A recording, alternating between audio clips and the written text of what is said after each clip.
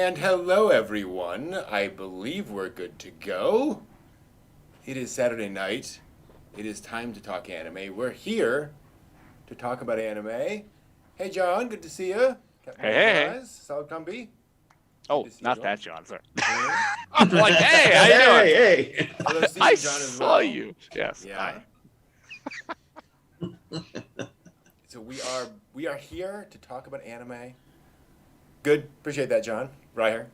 We're here to talk about anime. We'll get to the news a little later on. We got some fun news stuff to talk about. We also have, coming up in a little bit, we are going to do our spring anime season draft, where we're all going to go in and pick what anime we think is going to be popular next season.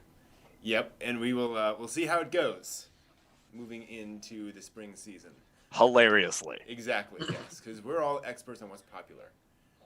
And just in case everybody missed it, we end winter tonight. That's right. Oh. That's right. We start, Officially. what is it, 2 a.m.? We start on to spring. Yes. Oh, Spring boy. forward, change the clocks. Mm-hmm. Lose an hour of sleep. Yeah. Gain an hour of sunshine. I will take that in the evening. Yeah, I guess. Okay. I'd rather have the sleep. The sun can take care of itself. Let me get some sleep. Fair enough. All right. Let us get to talking then, because in case it wasn't obvious, we're talking about Dead Leaves. The anime film, which is definitely, as we like to say, a thing. Where to begin? I had not seen Dead Leaves before watching it this week. I definitely heard about it. I'd had people had recommended it to me and so forth, but I had not actually watched it through. Just seen like clips and such. How about you guys? What exposure had you had? Zero. Zero at all. So, much like you, I've known about it. I've just never watched it. And on the Roku, I have Canopy. For those of you who don't know what that is, Canopy is through your library, and you can rent movies and stuff for free through it, and without the annoying ads. And so for years, and it was actually as part of the animation rotation, which is a very small handful of animation, not just anime, with other stuff. And so it's always been there, and I was like, oh, that looks interesting. The title card looks interesting, but I never watched it. And then, then we did it. We're going to do it for this week. And then, so the one time I was going to watch it, of course, it moved off of Canopy this week. So I went over to the Tubi to watch it. And then then I watched it, and I didn't feel so bad about not having watched it. And, Yeah. We might not be the target audience for this movie. Just gonna throw that one out there to begin with. No. I think the target audience of this movie is 12-year-old boys. It's a... Which now they're like in their mid-20s. So, No, I think this is for people who are always 12-year-old boys. Perpetually 12. Yes. Oh. It is spastic. It moves quickly.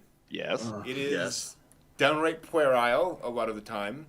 Mm-hmm. Ultraviolence is involved. Ultraviolence is very much involved. Yeah. A lot of goofy death. Yeah. Not quite goofy death, but a lot of just death that just kind of happens and we move on. Action movie kind of death. Right. And it's weird. So, for backstory, this is the crew that worked on things like Furikuri, went on to work at Studio Trigger on stuff like, I think Darling in the Franxx is actually what this reminds me of the most of Trigger's work. Kill la Kill as well, definitely Kill la Kill has that kind of goofy, over-the-top, violent kind of thing. Right. But this is much more heavily like visually stylized, and I think it's one of the things that kind of jumps out at you first. It has this sort of almost 80s, 90s comic feel to it. Yeah. Well, just that image that you've got right there. Yeah. Haruka doesn't have. She's got her classic Vespa, but by the time you get IG moving into progressive and alternative Fuliculi, you have that car Oh wow. Okay. is in there. Yeah. It's a Yeah. flying car, and it's Go. here we are. I'm like, hey, cross pollination with Lord Conti head Yeah. TV guy. I'm like, Yeah. there you go. Definitely. So so when I was watching it, like I was saying to you guys earlier, I was like, oh, this is Penny Stocking Garter Belt, and it's the same director, and I was like, oh, so that's what this is. And in the first 30 seconds, when I realized what the animation was, and I was just like, going, okay, now I know what kind of ride I'm in for, and that wasn't necessarily wrong, and and don't get me wrong, there were elements that I liked, some of the action stuff and things like that, because I'm a huge Fully Cooley fan, and so there was definitely elements I was like, oh yep, there's Lord Conte, oh yep, the gun scene, when they're both blasting away at each other. There's so many scenes like that, Fully Cooley, and I did Thank enjoy you, this. Toonami and Adult Swim. Right, exactly, and I was like, and I enjoyed the soundtrack, but the soundtrack was very 90s to me. But of course, this was in 2004. Yeah. But of course, the first time that I tried to watch it on Thursday night, after having been up since 5 a.m. and then couldn't sleep, it was 2:30 a.m. and I was like, going, okay, I might as well just go ahead and watch this. I was going to watch it on Friday, so started watching at 2:30 a.m. And after a while, it's like when you get that tired ADD kind of attention deficit disorder thing going on, and it just turned into like, all these colors are shouting at me. Why? Because everything's moving so fast, and you're just so tired. You're just like, oh, why do they hate me so? Why are they yelling? Where did that gun come from? Holy crap! Yeah. Yep. So then, so I gave up and I watched it the next day. But it reminded me of a lot of different stuff, and it's kind of like, to me, I guess the best way for me to sum it up is this is what Fully Cooley would have been if the adults from Gynax didn't come in and actually, did their thing. Yeah, there were no adults in the room when it was being made. None. Yeah, that's whatsoever. None whatsoever. No. None. And it's interesting. It does kind of feel like like the first draft of Fully Cooley, right? Mm-hmm. Yeah. Like it's some of those ideas are there, sort of, kind of, but it lacks the subtle sophistication of, I don't know. Well, I was waiting for a description of it being like, oh, this was like, the test bed for a lot of ideas, and a lot of the animators came together at IG, and they were throwing this stuff together, and this was going to be like, how they were going to work out some of the mechanics of things to come on, but I've not heard anybody say that yet. No. Like, this insanity is just because. I'm like, okay, anime. Yeah, no, literally anime, because I looked at the running time of it, and it was like 55 minutes. I'm like going, oh God, here we go. We're in for the ride. And there's a great line in this movie which really sums this movie up, where Panda, the woman character, says, I just don't really care anymore. I'm going to walk out now. Literally, that's what she says. And I'm like going, actually, that's not a bad idea. Yeah. She had another similar line that was something happened. She goes, I just can't be surprised anymore. Yeah. Yeah. Fair. Yeah. It's a deeply weird anime. It's in a deeply weird universe. Yeah. So, I mean, on the one hand, and I kind of want to get back to what you're talking about with the animation sequences, because it's weird. I love animation as animation. I love the art form itself. And Deadly's kind of teetered on the brink for me, where some of the sequences were stunningly gorgeous, and some of them were so chaotic, I couldn't really follow the action effectively. Where because it was all because there are no shadows, in the sense that any shadow is solid black, right? They don't do graded shadows on things, and that makes it hard to parse in a lot of ways. And for me, there's a thing in that where I have friends who liked the live-action Transformers movies because they were so chaotic they wanted to be able to go back to it over and over again and like pause it to be able to tell what was going on. They preferred a lack of clarity. Which, okay. And I think this would have kept them pleased for the next 10 exactly, years. yes. That's very much what this is, where there's almost too much to visually parse, and you would have to watch it over and over again to really understand, okay, that person's shooting at that thing. Right.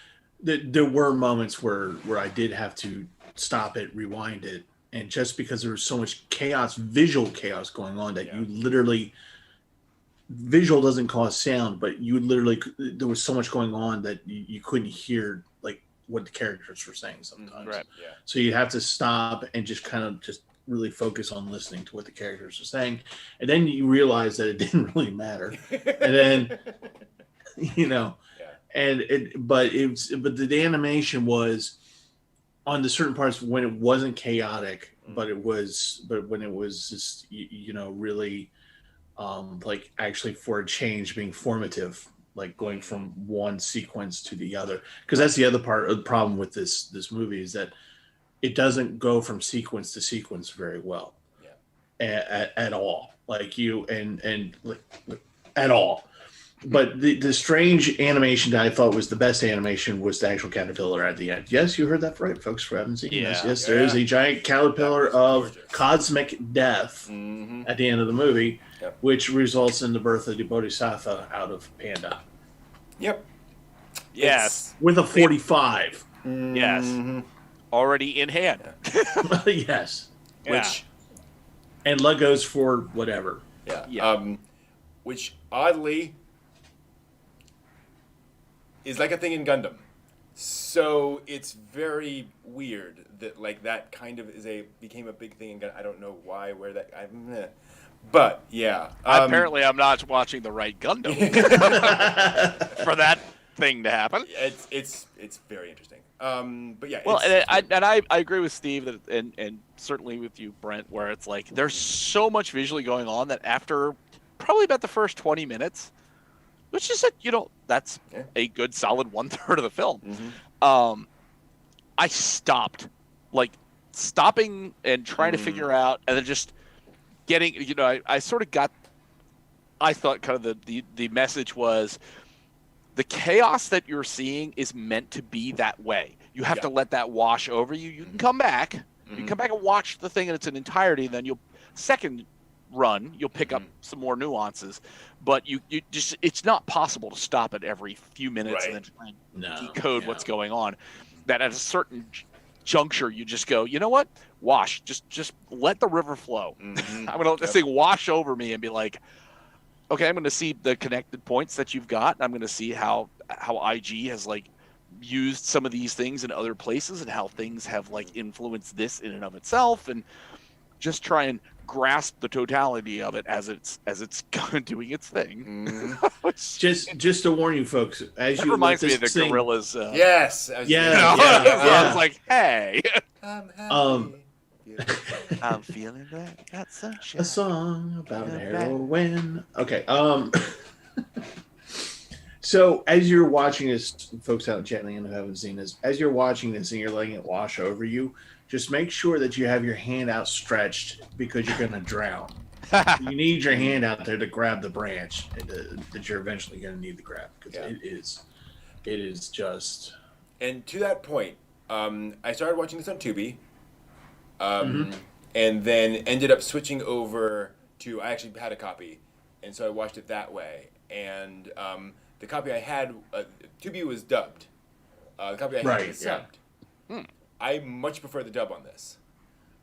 Not necessarily for a quality reason back and forth. I think I heard pluses and minuses on both sides of the English and Japanese dub. Right. There's some anyway. But that chaos thing, it's really hard to pick out what's going on and read the subtitles and notice what's going on. And I found it a lot easier. And again, could you even read the subtitles with everything going on? I mean, and I don't mean just being able to read the words. Could you see the words? Yes. Could you even see it? Yes, which I was glad the sub I watched, actually, they made really good efforts to make sure that it was very contrast to the background. Yes. So it wasn't like lost somewhere in the back there. Yeah. And it's it's very and they do a they also did a good job of timing, where you're able to see what's going on. You're able to it's not like holding things on the screen, logging people are talking, all that kind of good stuff, which is really nice. You know what's going on. But yeah, it's I don't know. We're dancing around the plot as you focus on this thing. Exactly. Like, no, oh my, that's the thing. There's so much being not said right now. Yeah. That we have to wait another hour and 20 minutes or hour 40 minutes for, because it's just there is other stuff going on, and it's just really not worth mentioning, but it's really part of just what's happening. And we should say there are some very adult sequences in this. Very.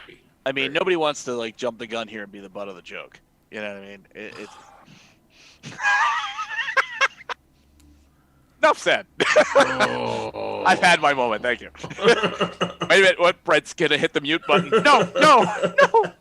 The history erase button. This has been Geek Archaeology. Oh no. Yeah, it's and one of the reasons I'm not like advancing through a lot of this is because there's shots in here I can't show you. I gotta be careful of that.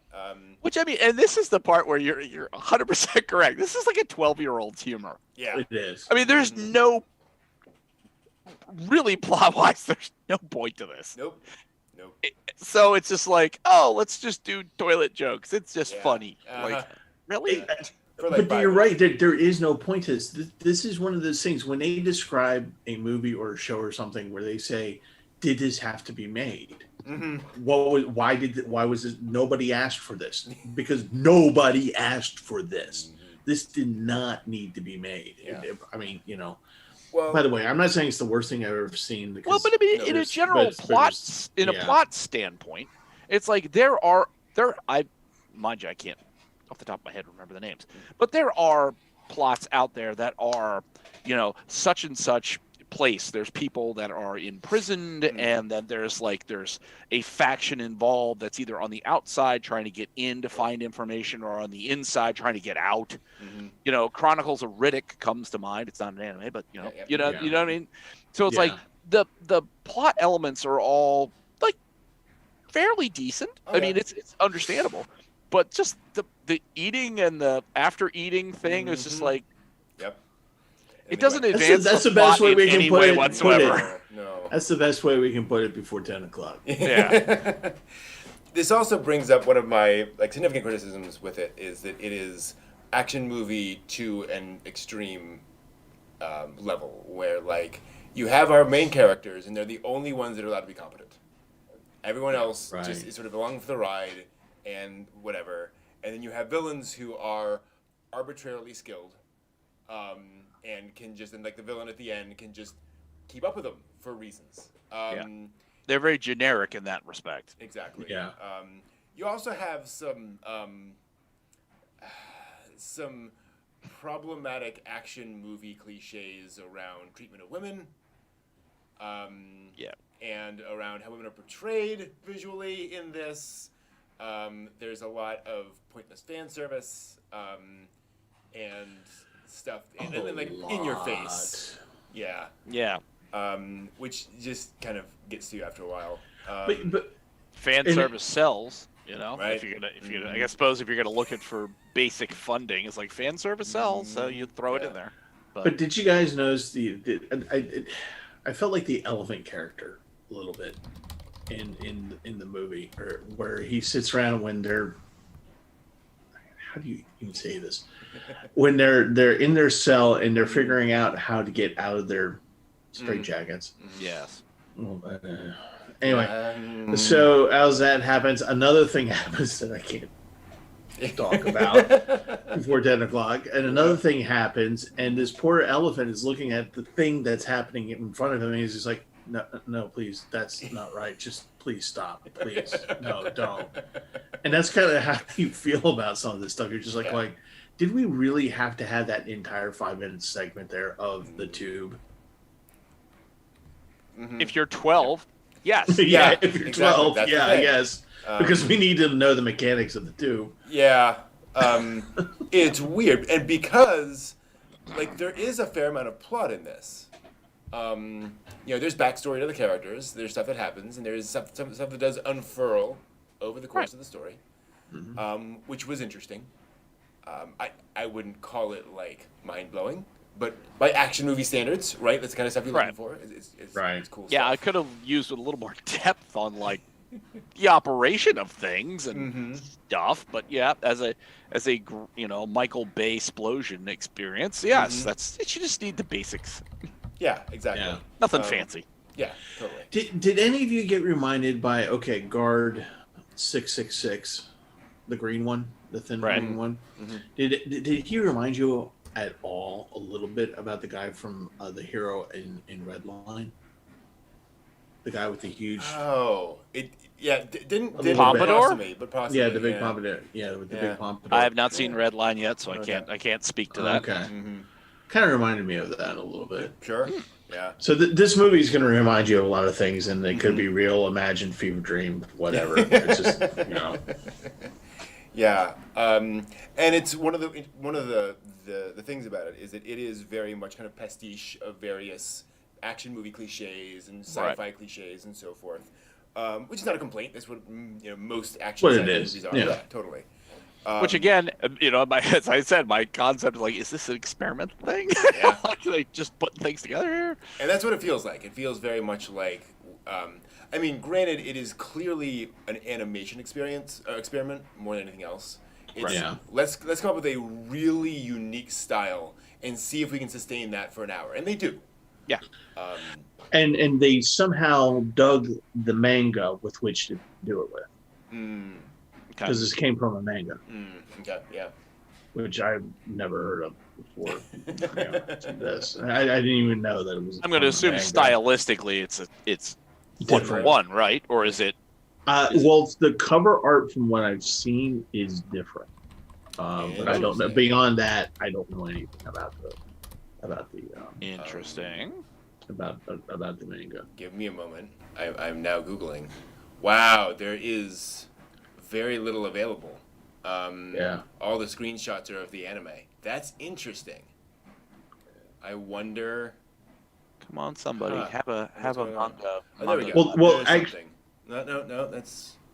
Well, no, the cover art that you see see that's kind of different from the movie of where you see the guy's head in the TV screen but his hair, he's got hair in it on his face. Like when you're looking at the that's the manga. Oh, interesting. Okay. Yeah, that's the manga. Okay. If I remember correctly. Yeah, makes sense. Okay, it's visually slightly different, but it's not like radically different. Right. Yeah. Huh. Interesting. It's fascinating. Yeah, it's tough. Like, I want to give this. Well, it's complicated.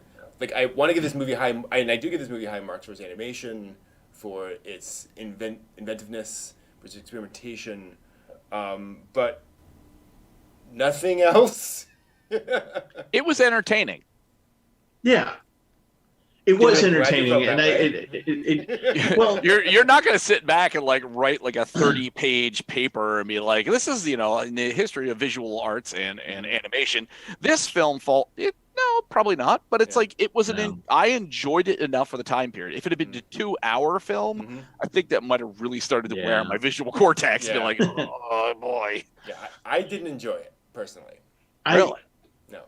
I was okay with it. I found it entertaining for what it was, but I will say that if you're not 12 years old, or even if you're in a age body, but you're still mentally 12 years old,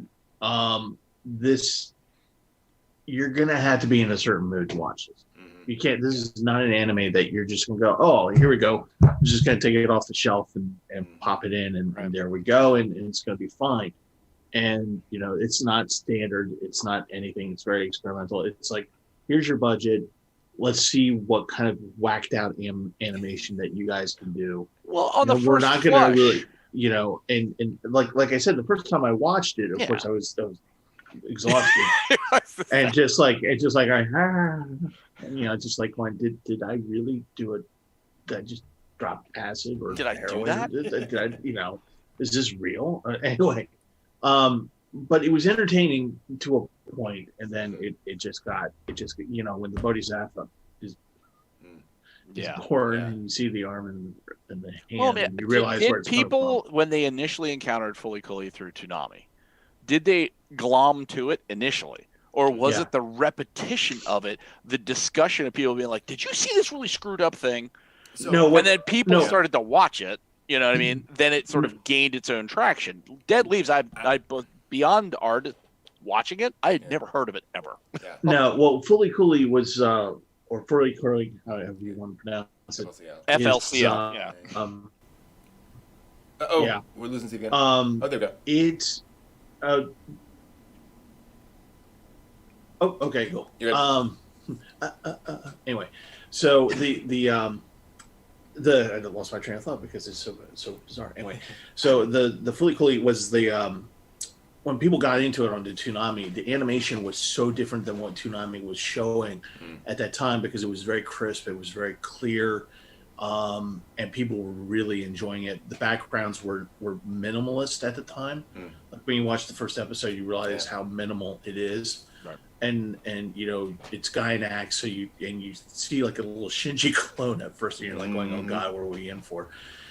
And compounded with the Pillows doing the soundtrack, which fits the first season so well, and people really bought into it, and right off the bat. And it's interesting because I know Fully Cooley was extremely popular amongst otaku when it first came out. It did not hit beyond that sort of core, hardcore otaku market until it hit Toonami. And I think you're absolutely right, John, that there was a repetition cycle where it sort of grew in popularity. Until that point, like if you were a hardcore Gynax file, you love Fully Cooley. Otherwise, you're like, oh yeah, it's that weird thing the Gynax did. Like I made whatever, right? Well, because I know Toonami just ad nauseum played at, and it's like, and this is not a bad thing. This is not a bad comment. The same, because if it hadn't been on that loop for things, I would not have gotten to see the first Cowboy Bebops. So you know what I mean? So at the time, it's like I needed it to be on that kind of loop so that I could hit the first Fully Cooley episode and be like, I'm not sure what I'm looking at, and then see it again and be like, okay, sure, give it to me, give me a little wing on that one. Well, and then it built from there. Yeah, I mean, it was easy for them to loop it because it was a 6-episode arc, right? And that was it. But when you buy the actual DVDs, as he points, they have an interesting commentary in there, like the audio commentary. One of the commentaries is about bullying, and they go on for like 40 minutes. Wow. About Manami being bullied. And and the guy who wrote it is talking about, well, this is actually a person. This actually happened. What was happening to her, we saw happen. So this is, so the whole thing. So it's kind of interesting how we just went from Dead Leaves to Fully Cooley. That's what we know to talk about before 10 o'clock. But that's the kind of traction I wonder. Yeah. It's like, having just seen this one time through, it's like, it was entertaining enough. I wonder, if it was on constant loop, would I come back to it at some point? Okay, it was entertaining, but now what depth am I supposed to get out of this? What, now that I've let it wash over me, what am I picking out that I missed? Yeah. Folks in chat are mentioning things like Eon Flux, and that put to mind of Liquid Television. Yeah. And this definitely feels like something that if it had been on Liquid Television, every month, Liquid recycling again over and over again, it would be a cult classic in no time. The Max, Dog Boy. And Flux. Which, boy, for those of you who've seen Eon Flux, I welcome you to go back and rewatch it, because the animation has, it's weird. On the one hand, it's still remarkable, but it also hasn't aged the way I thought it had aged. It's very distinctive. So aged not well, or because at the time the fluidity of the motion, I was just like, holy crap, these people are enormously tall and gaunt, but still entirely flexible. Amazing. Yes. It's just very different. I guess part of the problem is we have so much animation now. It doesn't look as remarkable as it used to. That I could easily Yeah. say. And also, it is. I think you can see the flaws in the animation easier now. Whereas before it was just not as obvious because it was so new and because it was so different and so forth. And all the animation has flaws. I'm not, I'm not complaining. I'm just saying just the unique, the way the characters were moving. Sometimes you're like, that's an odd angle for that elbow, stuff like that. Where it's like, okay, they just got things a little bit off here and there, and it's just more obvious because it is it's a style you can kind of look at now. But well, that's not a Spumco Ren and Stimpy production. That's just terrible. Yeah, and Dead Leaves. It's just weird. There's just so yeah. I can't think of anything else to say about Dead Leaves again without getting into like the 10 o'clock. Discussion. The more adult stuff. But even there, it's like this thing happens. That was weird. That thing happens. That was weird. Okay, there's just like there's not much to really. I mean, we covered that's unnecessary fillage for this show because it doesn't have anything to do with the main plot. Why Pandy has a red eye? Why there's things going on? Why there's a crazy half cyborg topless lady doing stuff, like so a feeding and extraction tube segment is just minutes of puerile hilarity, toilet humor, and it doesn't provide any necessary plot elements to help you get to the end of the film, which don't really wrap up any of the plot elements anyway, particularly. So let's end on this. Did you find the experience, for lack of a better word, fulfilling? Like did you feel at the end like, I got through a plot and I got enough out of this? No. I did. Okay. But No. that's because after having seen it, that's where I dialed in. I went to my anime list and I'm like, production IG. I know I've seen stuff, and I started scrolling through and I'm like, okay, now I'm starting to make some sense about where I'm seeing some of the elements in this. It doesn't excuse the totality of the thing that it is, but at least I have some threads to work with that I could be like, okay, I got you. You're doing the thing because somebody gave you money, and so you did the thing, and that there's elements of that that are sort of bled out through different projects that either production IG has had hands in directly, or subsidiaries of them, or pieces, parts of Gynax people have had. I mean, it's like, so it's interesting to see the thread work, and I'm always willing to see something of that nature, and then so I was entertained enough and curious enough. So I was entertained. I got the plot. Are you not entertained? Are you not entertained by feeding tubes? Anyway. But yes, but not in the way you expect. And alternative uses. So no one said suction. I mean, what? What? You were saying, Steve? So and John, like you, I enjoyed like the threads, like immediately going into it. Oh, this reminds me of this. Hey, this is like this. Hey, bum, and things like that. But I think what it is that, like I said, you have to be in a certain mood and you have to be in a certain place to mentally want to watch this and take it for what it is. Now, if I went into this knowing that this was going to be, hey, this is a thing that's, as we're all saying, that somebody threw money at, and they're doing all this experimental stuff and they're kind of loosely tying it all together as best they can, then I would have gotten a different experience out. If I think I knew what I was going into, then I think I probably would have gotten. I think I would have had a better resolution of it. But it's just that when you see the Bodhi staff last for all of 5 minutes, and you're just like and taking on the galactic caterpillar of chaos, doom, and death.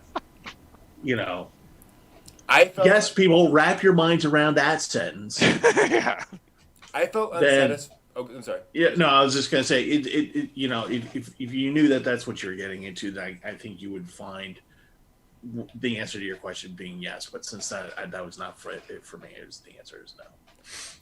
I felt unsatisfied because I was totally into this and I was totally um, cool with it and I was on board with it for about 20 minutes. And then it just became kind of the same thing over and over and over again. To me, I was not on board with this for an hour. If this had been a 20-minute experimental film, I totally would have been like, okay, cool. But the fact that they explored basically no new ground other than the weird butterfly caterpillar ending thing, which was lovely. It just felt like a waste of budget. It felt like we've got this style, we're doing this thing, and then we're just gonna keep on doing this thing and doing this thing to fill up an hour. That was my problem. It just felt there wasn't enough there in the totality of it versus everything else. So I got bored, frankly. I guess was my problem. But yes, it's a oddball experimental anime film, and it's very interesting for that. Now, for the things that you've seen about it, I mean, why?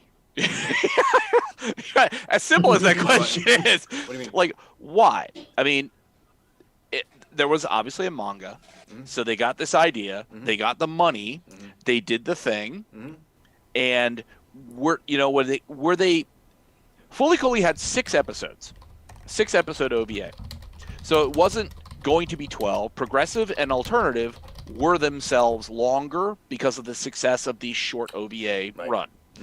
Was Dead Leaves supposed to be something? Was it supposed to be like our calling card to some great new thing? Was it supposed to be the entry gate into other like property based off Dead Leaves? I mean, no. From what I understand, and this is like hearsay of hearsay of hearsay of some guy on Usenet said he heard this thing from who knows, but from what I understand, this was the people kind of surrounding Gynax who don't go on to form Trigger, who really wanted to showcase that anime was more than just Outlaw Star. That it was more than just the standard anime style, the standard anime approach. And they wanted to, I wouldn't say necessarily, but they probably wanted to push the medium forward, but they wanted to kind of break with tradition and do something wildly different.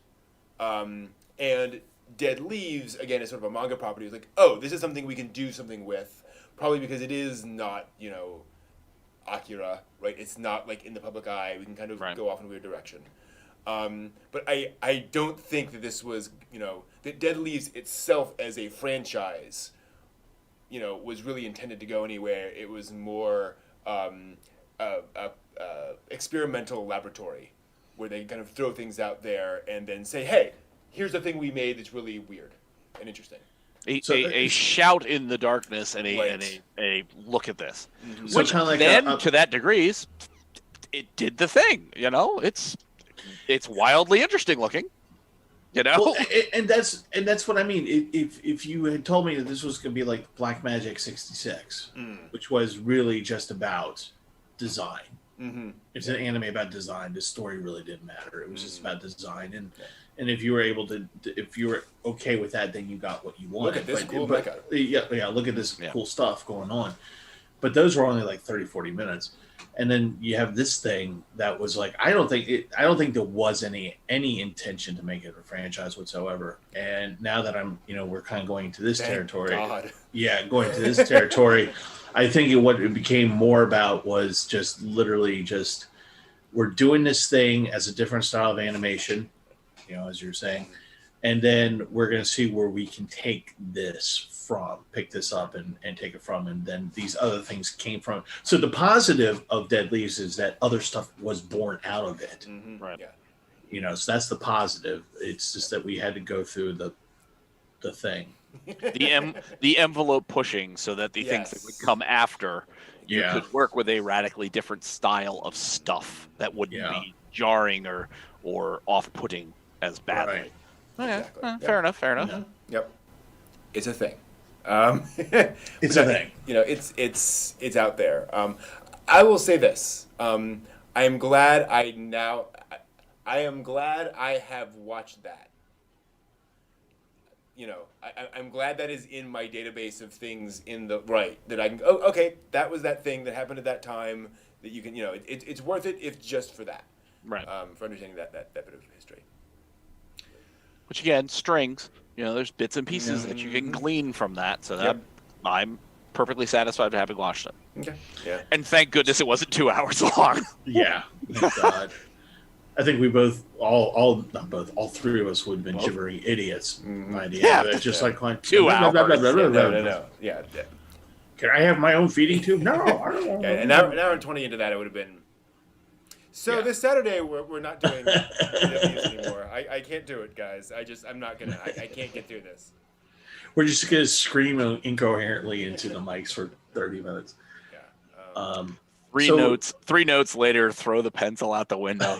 Yeah. I'm not taking notes on this. It's no Photon the Idiot Menace, but you know that's a whole other thing to talk about. And yeah, Panty and Stocking, Afro Samurai, definitely in that vein. Which I enjoyed parts of Afro Samurai. I didn't have a problem. Panty and Stocking, I never could get into it. It's just odd. Yeah. It's just odd. It's just an odd thing. To me, Panty and Stocking is the kind of show you watch kind of like Dexter's Laboratory or the Powerpuff Girls, where you don't sit down and like binge the Powerpuff Girls. Right? You don't sit down and binge a lot of those American cartoons. You just see bits and pieces, and you'll end up probably watching the entire thing, and you may watch a few episodes here and there. But it's not meant to be like, you know, I'm going to understand the plot. Okay. I was going to say, because I love Dexter's Lab and Powerpuff Girls. Oh, me too. Oh, those are classics. There is... Okay. So go ahead. I was just going to say, are we actually going to finish talking about an anime in less than the runtime? Yes, we are. Very nearly, because it's pretty close. Yeah. In Dreams, which is the VR creation package. So you buy Dreams and you can like create VR experiences in Dreams and then play them. Which is basically a how to make VR movies or games, whatever, in VR. One of the most popular is a complete recreation of Dexter's Laboratory. Cool. And you just walk all around as Dexter, you know, and all the inventions and all that. That's stuff. actually kind of cool. That's kind of cool. Wait a minute, I want to walk around as Dee Dee and break everything. Ooh, what does this button do? Ooh, what does this button do? I know what this button does. It makes my brother cry. All right, that is. Considering we're not talking about Dexter's Lab, I think that's so we'll be back in a little bit to talk about the spring anime, and which we're gonna do our spring anime draft and figure out what we think is going to be the big anime of the next season. So we'll be back in just a few minutes. See you then. Woohoo!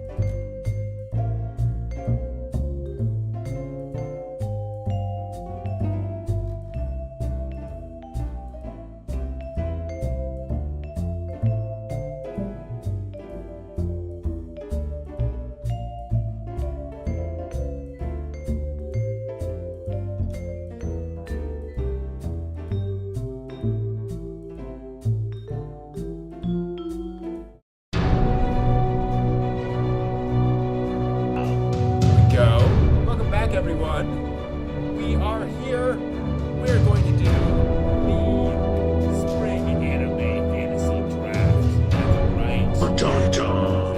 Exactly. Let me pull the music down a little bit because I know it's a bit overwhelming at the moment. And we'll have that going as we look at the anime of the coming up season. So here is how this is going to work. This is our first time doing it, so bear with us a little bit. This is a website that is going to fetch the data on the spring 2021 season from analysts. We're going to add 3 people to the league. We're going to rename them all. I'm going to do this in alphabetical order. Don and Steve. Now we need to go ahead and disqualify some anime because, as we know, we're not going to do anime that have some chance of us knowing some big stuff about. So we're trying to skip anything that is a season 2, season 3, season 4, anything that's like a kindergarten show that no one's ever going to watch. So Academia 5, Card Fight Vanguard Overdressed because it's a card fight, Duel Masters King because it's Duel Masters. Let's see here, Fruits Basket Final Season. Demon Lord. See here. I think Gloomy we can skip as well. See here, Gloomy Bear? Megalobox 2. No, Gloomy Bear. Oh. Yurumakun 2. Moirity the Patriot 2. Higazuzoro second season. Shaman King's a remake, so it doesn't. So that's still in. Does Dynazenon count? I forget if that's because it's part of the Gridman world, but I don't know if it's like a sequel or another series or whatever or what. If it's part of the quadruple S, I'd say no, because it's got to be somehow related to the whole Super Saiyan, whatever it is. Yeah. Okay, we'll skip it then. Slime Diaries, To Eternity, Vivi, Yokai Watch, ding! Yeah. D-list, and Zombieland Saga Revenge, sadly. Yeah. Okay, so those are getting disqualified, and just to verify, we'll put that up again. Yep, they're all gone. I'm just gonna reskim real quick, make sure we didn't miss anything. Musical Dreamy should also skip because it's Musical Dreamy. It's a long-running kid franchise. Okay, we're gonna hit done, and now we're going to randomize draft order. Okay. And I don't remember how this works. New start team. It's gonna figure it out. And who is gonna land on? We'll see here in a few moments. All right, I start. I still ended up starting. All right, so here we go. I get to draft an anime. I am going to start with To Your Eternity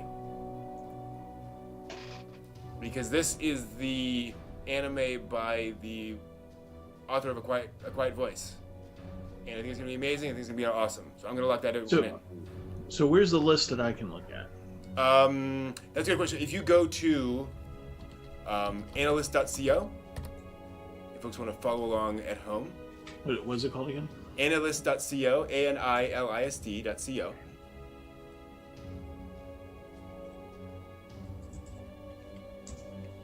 And you go to, I'm actually logged in, so I'm not sure what it'll look like for non-browsed-in people. Oh, it does the sign up login thing. Yeah. You should be able to go to browse. Browse, yeah. Mm-hmm. And then choose spring season. And that'll auto-populate to 2021. Okay. Oh. So those are all the anime we're going to be talking about. And so, John, you are up next. What's your first draft? Oh, jeez. I'm gonna go with the. I can't even begin to pronounce it. Mm-hmm. Irjiranide. Oh, Nagatoro-san? Nagatoro-san. Okay. Yep. Go for that. I've read this manga. I can see where you're coming from. All right. Locking it in.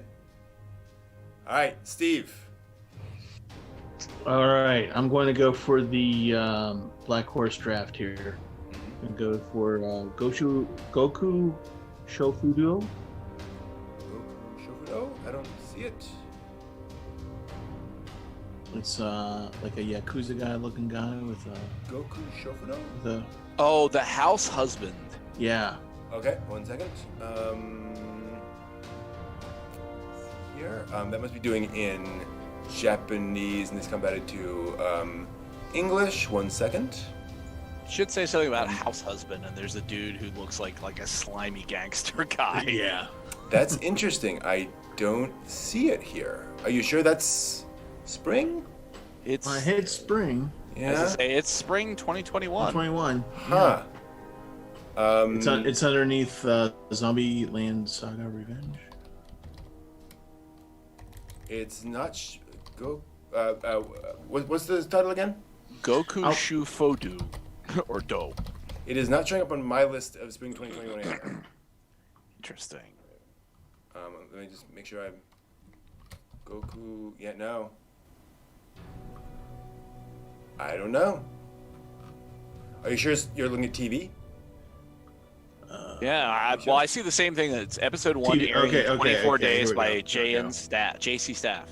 All right, let's see if it's. Nope, it's an no. ONA. It's an ONA. It's an ONA. Never mind. Yep. Never mind. Yeah, this is never only mind. TV series. Yeah. Because OVAs and movies are just impossible to predict.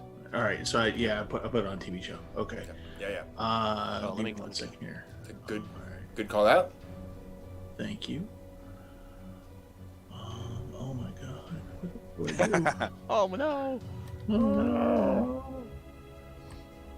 Can I do? I'm gonna do fruit. No, I was gonna say fruit baskets. Haha. No.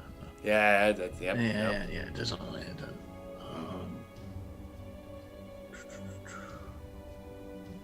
I just saw it. Where is it? Glad to hear you like Kaiba there, John. Meyer? Yes, Steve? Mars Red. Mars Red. Okay, yep. That looks interesting. I hear you on that one. All right, so we got that. It is randomizing the draft order, so it's just gonna bounce around between us. So John goes next. All right. We'll see if this works. This is randomization. I don't know. This is my code, and I don't trust my code very much. I thought this season was the one where there's the house girl who's she's not enough to be a geisha, and so she helps out in a geisha house. No, that came out in February. Damn it. Okay. Yeah, I know which one you're talking. I haven't watched it yet. I really want to watch it too. I'm gonna shoot for Slime Taushite 300 Nen. Is that on I've been there? killing slimes for 300 years. 300 years. Yep. Yes. Okay. That is being locked in. Locked in for you. All right. I get to draft. I am going to go with. Where is it?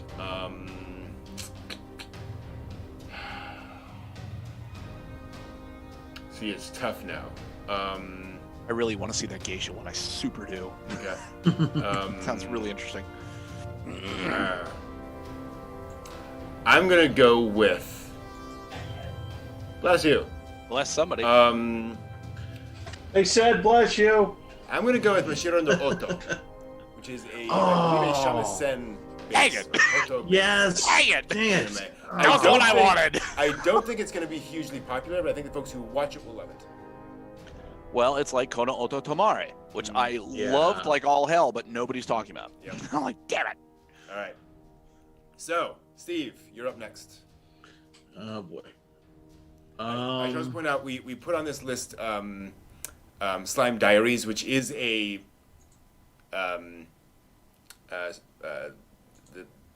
It's a slime spin-off anime, but it's a spin-off, so we could argue that. Yeah, now it gets into kind of the less obvious ones. Yeah. And like all of these are ones where I'm like, I know which ones I'm interested in, but I don't know which ones are going to Right. hit. Like, Super Cub. Super Cub, okay, yep. That's one of the ones I really want to watch. Yeah. Super Cub it is. Comes back to me. I'm gonna go with. I've had my eye on Bakuten because it just looks like a very solid, standard anime. But I'm actually gonna go with Full Dive. I read the premise of this. Basically, the folks launch a full RPG experience. The promise is to be realistic, which means that when you take damage, you take actual physical pain, and it takes days to heal in real time. Oh, that could be interesting. So people who are into it are folks who really want the challenge, right? Right. Really want to dig into it. All right, Steve, you are up next. All right. What do we got going on here? Probably gonna mispronounce it, but was it Cestvis? Ah, The yes, Roman the fighter? Roman fighter. Roman fighter. Yeah. Okay, I'm curious. That feels like one of those anime that again will either be really interesting, or we'll get it all wrong. Yeah. All right, John, you're up. Joran, the Princess of Snow and Blood. Yeah, I was Blood. having a hard. Okay. I was having a hard time with that one. I don't know if that's gonna. I like the visual that they're giving, and it's just like, okay, you got me. You got me on that. They got you, but will they get other people? That's the question. Yes. I'm hoping there are other suckers out. I mean, other art anime watchers out. All right, I'm gonna be very mercenary with this. I'm gonna go Pretty Boy Detective Club. Yes. Oh, God. That's gonna have an audience, and the audience is gonna adore it. Yep. Like the High Earth Defense Boys Club, pretty whatever. Yeah, which is hilarious, by the way. All right, Steve, you're up next. I'm gonna have to go with my heart on this one. Odd Taxi. Odd Taxi. Yeah, that's an interesting one. Nice. That's a great pick because Odd Taxi is gonna be weird and funky. It's gonna have that Pop Team Epic feel, I think. Yeah. And people are just gonna be all in for that. That's a great Cash Cab gone furries. Yeah, exactly. All right, I'm up next. I'm tempted to go Mercenary again.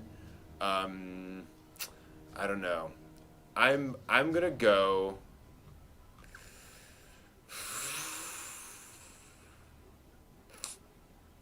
Okay, I'm gonna go. Osananajimi ga Zetai ni Makinai Love Come. It's a Gesundheit. Thank you. It's a romantic comedy. I think it's gonna just hit that romantic comedy vibe. Folks are gonna enjoy it. I think there is some more stuff going in there too. But John, you're up next.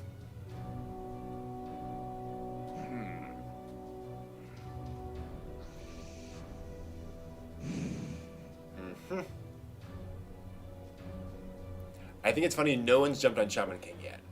We're all a little, how is that going to turn out? I was gonna say you have the Shaman King manga and stuff, so I hopefully they won't be able to screw it up, So that's the thing. I'm not should sure. be pretty good. Seeing those trailers, I'm not sure. I'm not jumping on that one. Because I am who I am.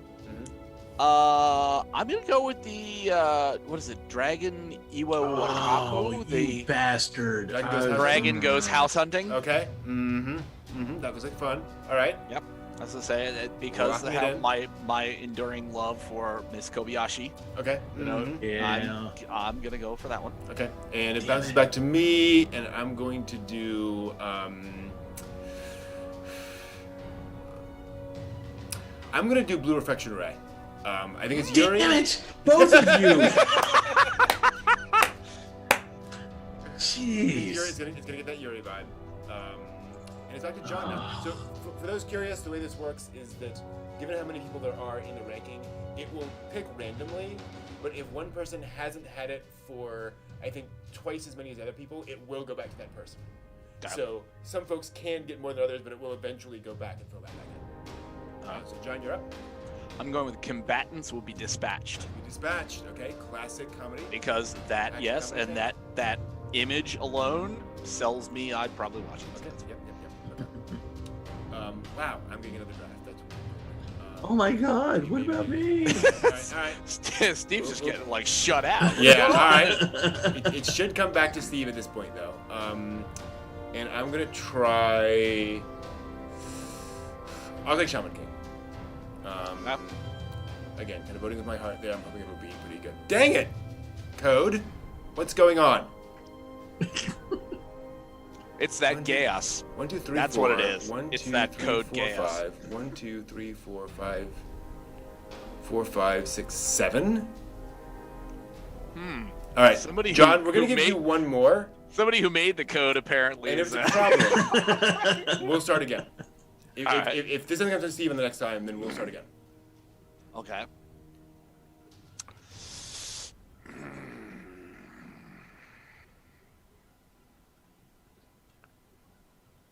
The Saint's magic power is omnipotent. Okay. Yep, I was looking at that one too.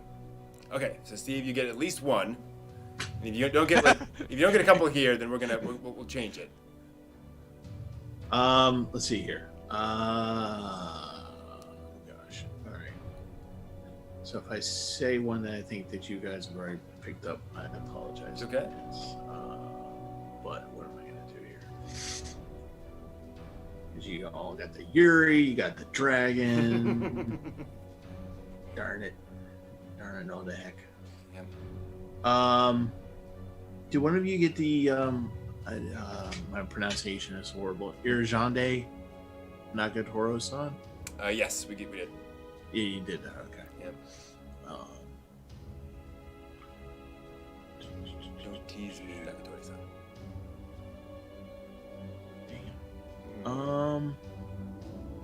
I think I'm gonna go with 86. Okay. Ooh. 86 it is. And Yeah. where are we? Okay, no. All right, we're gonna have to start this over again. This code is weird. Like it's it's. So the problem with this, for what it's worth, coding thing, it's actually really hard to randomize fairly. Because as I was testing this out, one of the problems, if I just randomized, then I would then like John would just get all of them, and like everyone else would get like 1 or 2, because that's random. Right? That is a valid random set of choices. So is there any way to cheat this that we don't choose anymore and Steve gets to choose more? No, you have to draft. And then the thing is, if you try to like say, okay, well, this person is chosen, so this person can go. That person is chosen, so the other one who hasn't gone in a while can go. It basically becomes just an order. It becomes John, Brent, Steve, John, Brent, Steve, John, Brent, Steve, John, Brent, Steve. So trying to figure out like the right balance of making it random, but then not essentially just making it a different sequential order was really complicated. So what we're gonna do, it's okay. We're gonna do this again.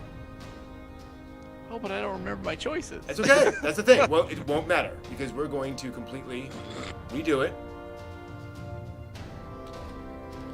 Brent, John, Steve. We're not going to randomize draft order. We're going to start and disqualify. We disqualify. Academia, Cardfight Vanguard, Duel Masters, You want to get rid of slime Basket. because that seems like it's a little too Yeah. close to the original source material. Yeah, Demon Lord, Gloomy, Megalobox, Irumakun 2, Mukul Dreamy, Moriarty 2, Zorori second season. I should also say, if we want to keep sequels in, we can keep sequels in. That is up to you guys. Nah. Okay. They already generate enough of their own steam, so there's Yeah. going to be. And Dinazon is gone, right? Yeah, Dinazon? Okay, yeah. somebody said that it was a whole new series, Oh. but it's, I don't know. Mm-hmm. I don't follow the quadruple S thing, Yeah. so Oh. I don't really know. You can look it up real quick. One of the advantages of having Google. Upcoming anime series, part of the shared Gridman universe,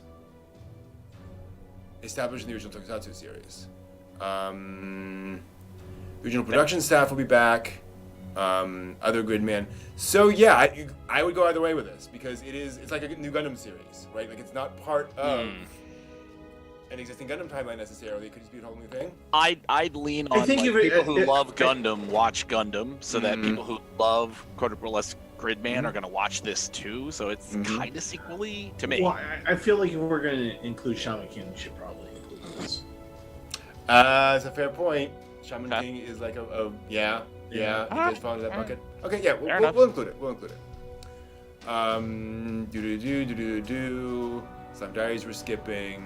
Yokai Watch we're skipping. Zombie That's Not Revenge we're skipping. Okay, all right. So now we're just gonna go through sequentially. We can make new picks if we want to, because it's a whole new game. I'm gonna start. I can't even remember what I got first. Yeah, I don't I'm either. gonna scroll through, and I'm going to pick To Your Eternity. That was what I started with. I've got to have To Your Eternity. John, you're up next. God, what the heck did I pick? Yeah. And again, it doesn't matter. You can pick whatever's off the list. One of them was the dragon house hunting. Dragon House Hunting. Want to do that one Yeah, next? that Okay. was that's Cool. All right. Steve. I'm gonna go with one of the ones I got, Super Cub. Super Cub. Yep. Good choice. Super Cub. I'm going to.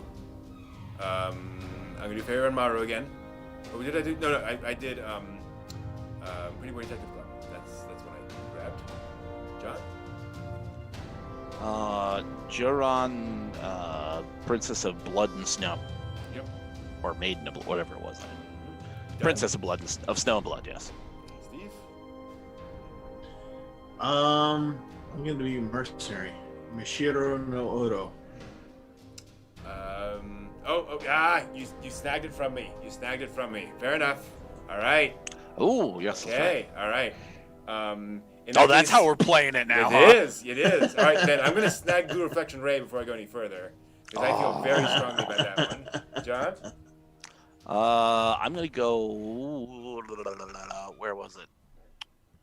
Oh, it wasn't that one? Hold on. Scroll down a little. Ijir Naide Nagatora-san. Mm-hmm. Yeah.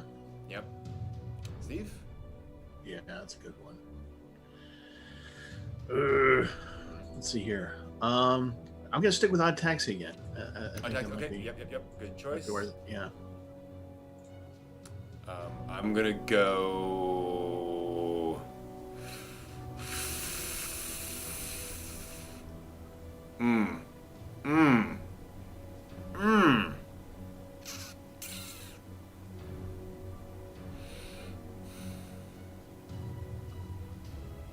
Am I gonna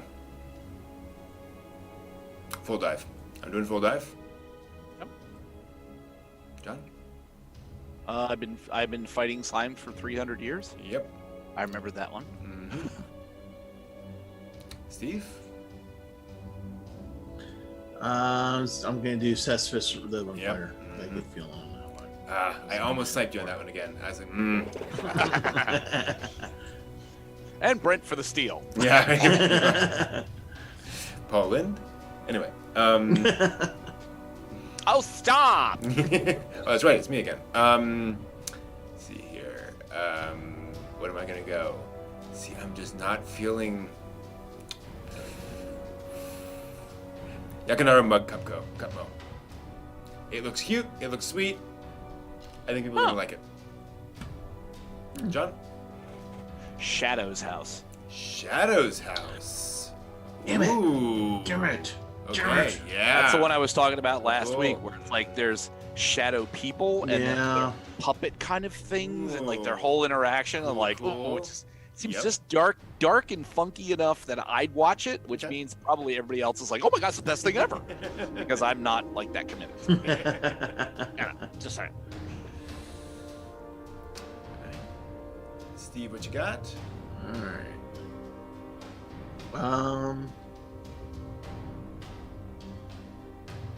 Looking at Blue Reflection Ray and Seven Nights.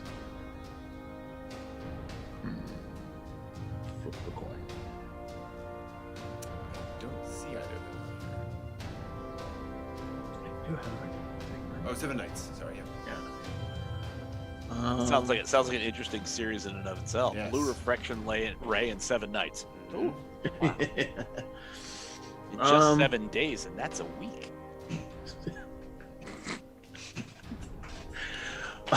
Okay. I'm assuming, Steve, you got that joke. Yes. Okay, good. Brent, did you also get that I one? have no idea what you're talking about. The crowd participation from Rocky Horror. In 7 days, and that's a week. Right. I can make me I- a man. I've never Dr. been in that Frankenfurter. particular experience. You didn't see Rocky Horror? Oh, I've seen the movie, Really? but I haven't The been crowd in thing? theaters. Oh, okay. Yeah. Okay. Oh, okay. Yeah. Something to do when COVID comes back. Yeah. Sure. Yeah. You know what? We'll bring the toast and rice. Don't worry. I'm gonna go with 7 Nights Revolution. 7 Nights Revolution. Yeah, I hear that. All right.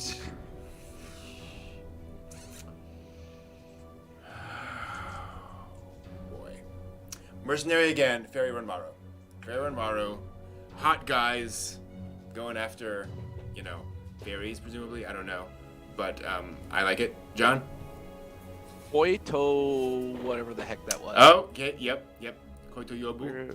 Yes. Uchiwarui. Niwa kimochi waroi. Kimochi, feel good. Something Yep. about feeling good.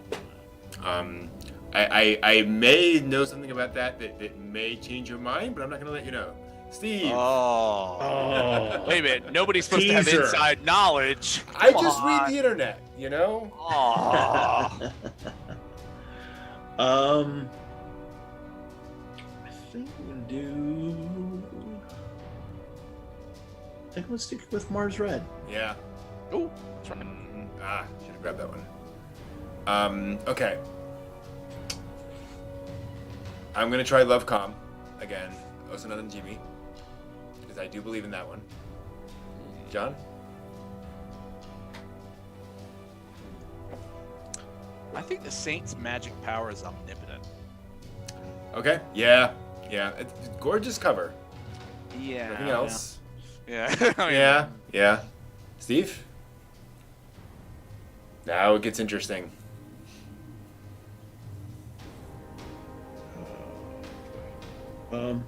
See, I think the fairy one is just Otome.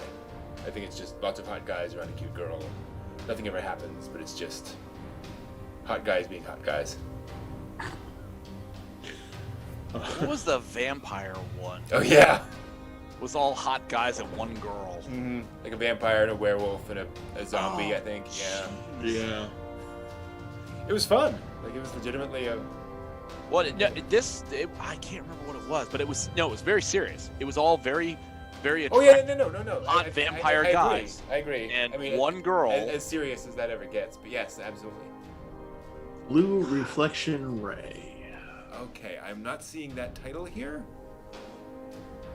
Now, what? It wasn't Ray? Vin. It wasn't Rosario. It was. I can't remember the name of it. It was a serious one where it's like Okay. it's 5 serious vampire guys and Reflection one Ray. girl who just sort of gets tricked into coming to this mansion that's full of vampires. Okay. Can't remember. Reflection Ray? Can't remember. How do you spell Ray? R-A-Y. A-Y. Blue Reflection Ray. 2 girls. Anime. Oh, I already got that one. Oh, you already got that yeah, one. Okay. that was the owie, whatever. Yeah. Brent snagged it from you. Snagged Oh, it. yeah. Yeah. Darn it.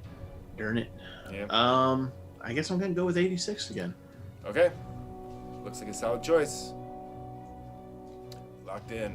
I'm going to go. All right, now it gets interesting. Now it gets really interesting because now okay. I'm undecided.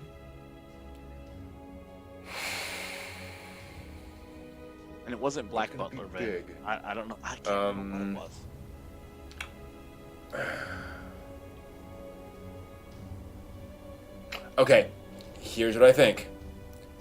I think sports anime always go well. Damn it! I'm gonna go after the kabaddi anime. Comedy. Hey! I'm I'm doing Kabaddi. John, you're I up. literally just looked that up. Did you get either one of you see Chio's School Road? Yes, No. episode 1. Yeah. Okay, well, you have to get beyond episode 1, and there's somebody who's in Chio's school who is a comedy nut. It's quite amusing. All of her comedy moves.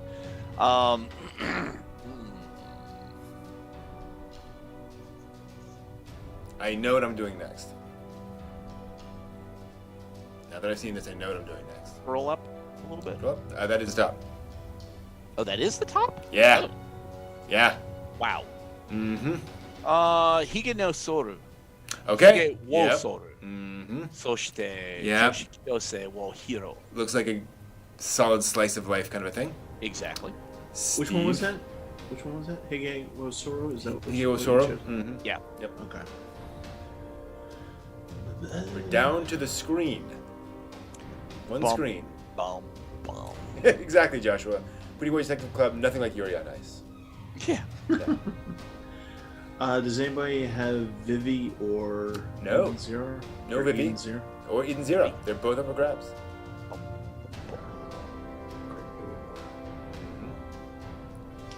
You know what? Hachi. I'm going with Eden Zero. Zero. All right. Yep. Yeah. I am grabbing Tokyo Revengers. Damn it, I should have Yeah. done I think it's gonna be a, like a Smash hit. Yeah. that. Yeah. It feels well. Anyway, yeah. Okay, John, you up? Combatants will be dispatched. Yeah. Dang it! chose that I should have before, grabbed and that I- one. Which one was grabbed that? one. I chose it before, and I just remembered Yeah. seeing it. I'm like, hey, wait a minute.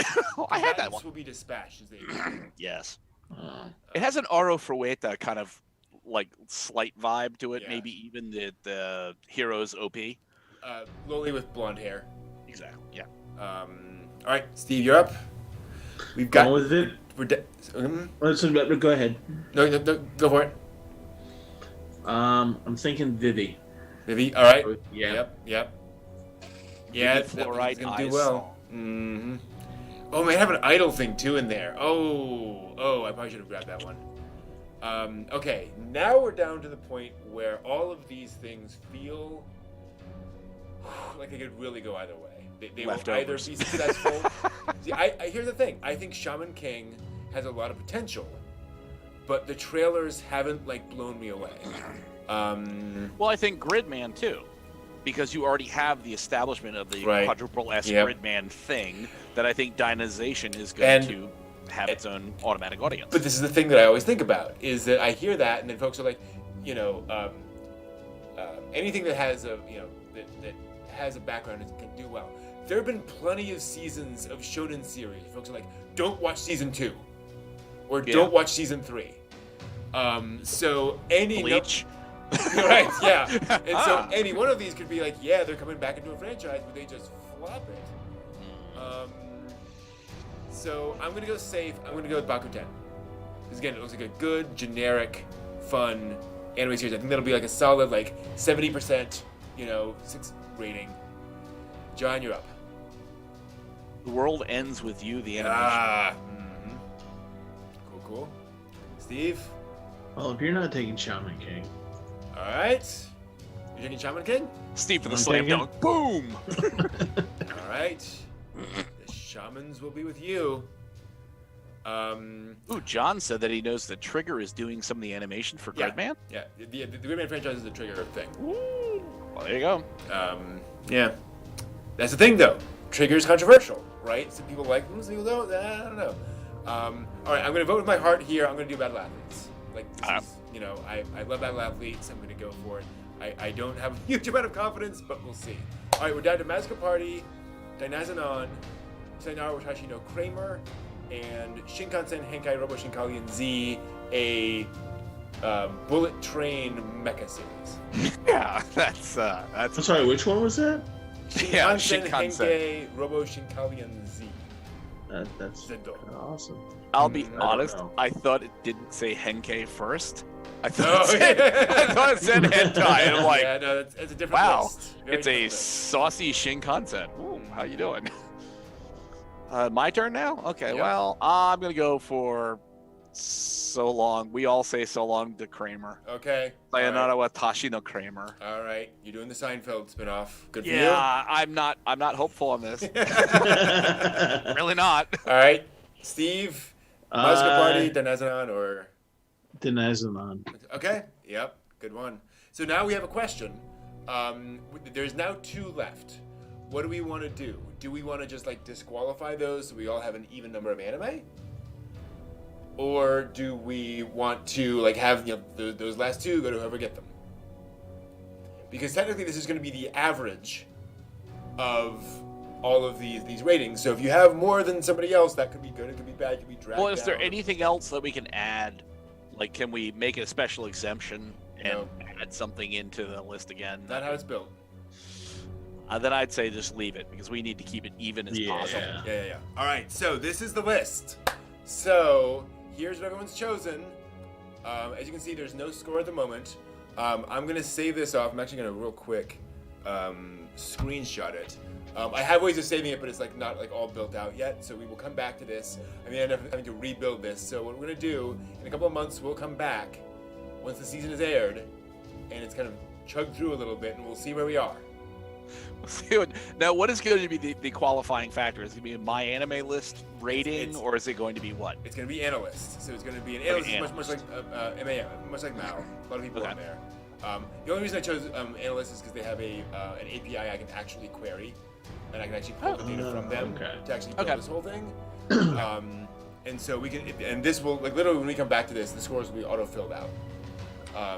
Damn. Yeah, and so we'll be able to see that, and so we can decide to that point whether we want to do it based on total score.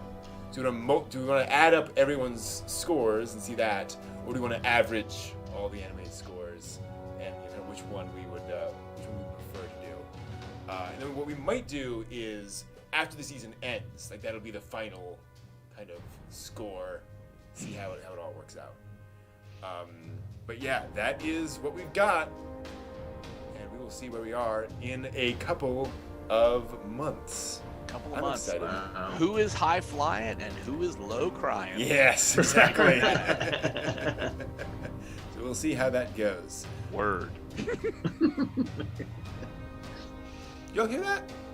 There's something.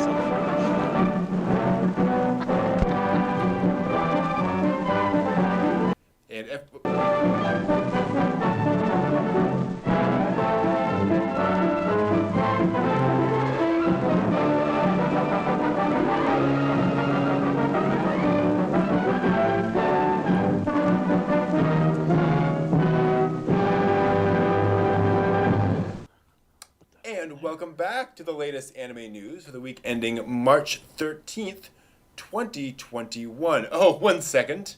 1 moment, please. Please stand by. Stand by, ion control. There we go. Just need to switch things around a little bit. Let us begin with news of the final, really final, actually really seriously final Evangelion film. As we know, there will be none others. We did it, everyone. Till next year. Till next year. After 3 different release dates, thanks to COVID, the Evangelion 3.0 plus 1.0 Thrice Upon a Time film finally debuted this week and set a new record in Japan for the highest IMAX earnings on an opening day. We do not have the numbers yet, but we do know it also set a new record for what percentage of the gross earnings came from IMAX showings. IMAX accounted for 10% of the opening day's earnings, despite making up only 1 to 2% of total screens in Japan. Wow. So a lot of folks said, I'm going to IMAX. Wow. Also broke the record for largest opening on a Monday. The atypical Monday opening and mandatory 8 p.m. curfews in Tokyo and other populous areas did not stop many of the IMAX showings from selling out completely, even the ones that started at 6 a.m. Monday morning. Wow. Yep. Unfortunately, not everyone's viewing the film legally. Studio Car posted a notice today about unauthorized recording and uploading of the movie online. Shocker. Reporting Really? they knew footage from the film has been put up online, and reminding readers that unauthorized recordings of films in theaters is a crime. They also noticed that uploading this footage online is a copyright violation, and people who violate the appropriate laws could face up to 10 years in prison and up to about 90K US in fines or both. Carr says it does plan to prosecute violators to the full extent of the law, and it's already filed charges from a similar incident back in 2018. So it sounds like their warning is going to be taken seriously. Wow. Yeah. Now, as we all know, any great anime film needs a great theme song. The theme for the final Evangelion film, once again sung by Hikaru Utada, and the music video for the song was actually directed by Anno himself. He obviously didn't direct it in person. Rather, he sent minimalist directions through email about camera and lip syncing, and Utada and a small staff filmed the footage themselves, and then Anno cut and arranged the footage to create a video showing, and I quote, "the bittersweet feeling of chasing the precious recollections of a private past," end quote. Which sounds very personal to me. The documentary also announced this week, following the 4-year process, yes, of making 3.0 plus 1.0, focusing on Anno, of course. The 75-minute professional work style special will air on NHK General TV on March 22nd.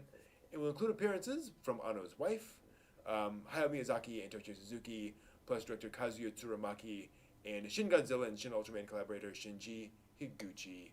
So the EVA train has not yet ended. Wow. Yeah, it's... For a second there, I thought Godzilla was going to show up. I'm like, wow, that's going to be a really weird interview. Would not surprise me one bit at all. So, Miyazaki-kun, let's now segue from your discussion to Godzilla-kun. Yeah. Like, really? Ultraman, do you have anything to add? So yeah, how well is Eva going to do? Is it going to beat Mugen Train? Jeez. I don't know. I think it has a chance of doing so. I'm not going to put like even odds on it or anything, but I think it will do well enough that I need to expand my pachinko parlor empire. Might be a good plan. I don't think it's going to lose money. How about that? That's Right. a pretty. Yeah, that's a fairly good bet. It's Fairly not good going to point. lose money. Mm-hmm. Yeah. I don't think it's going to be able.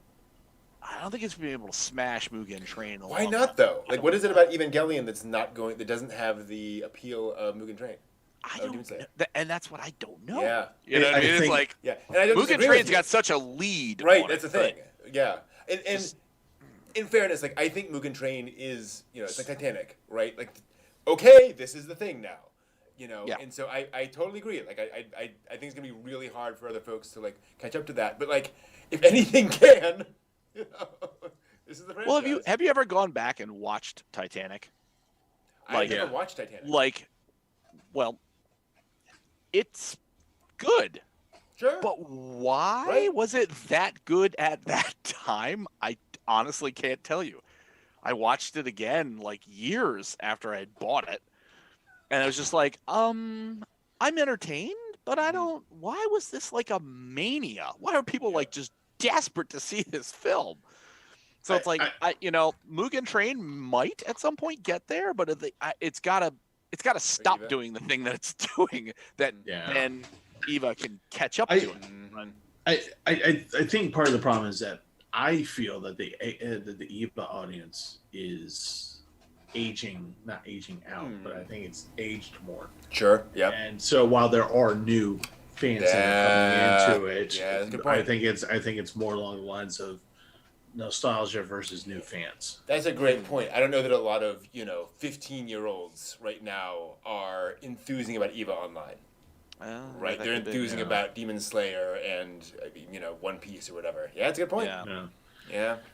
But John, when you say you own Titanic, did you own the DVD set or did you own the two VHS? You got it. VHS. You me both. Yeah. Beautiful. Which some day might be worth a lot of money in another 1,000 years. Considering they made like 50 billion units on the damn thing. Yeah, it's hilarious. If you go and watch videos of people who go to like swap meets, and go to all these things, every single single if they have VHS tapes, there's a copy of Titanic. Like it's Yep. there.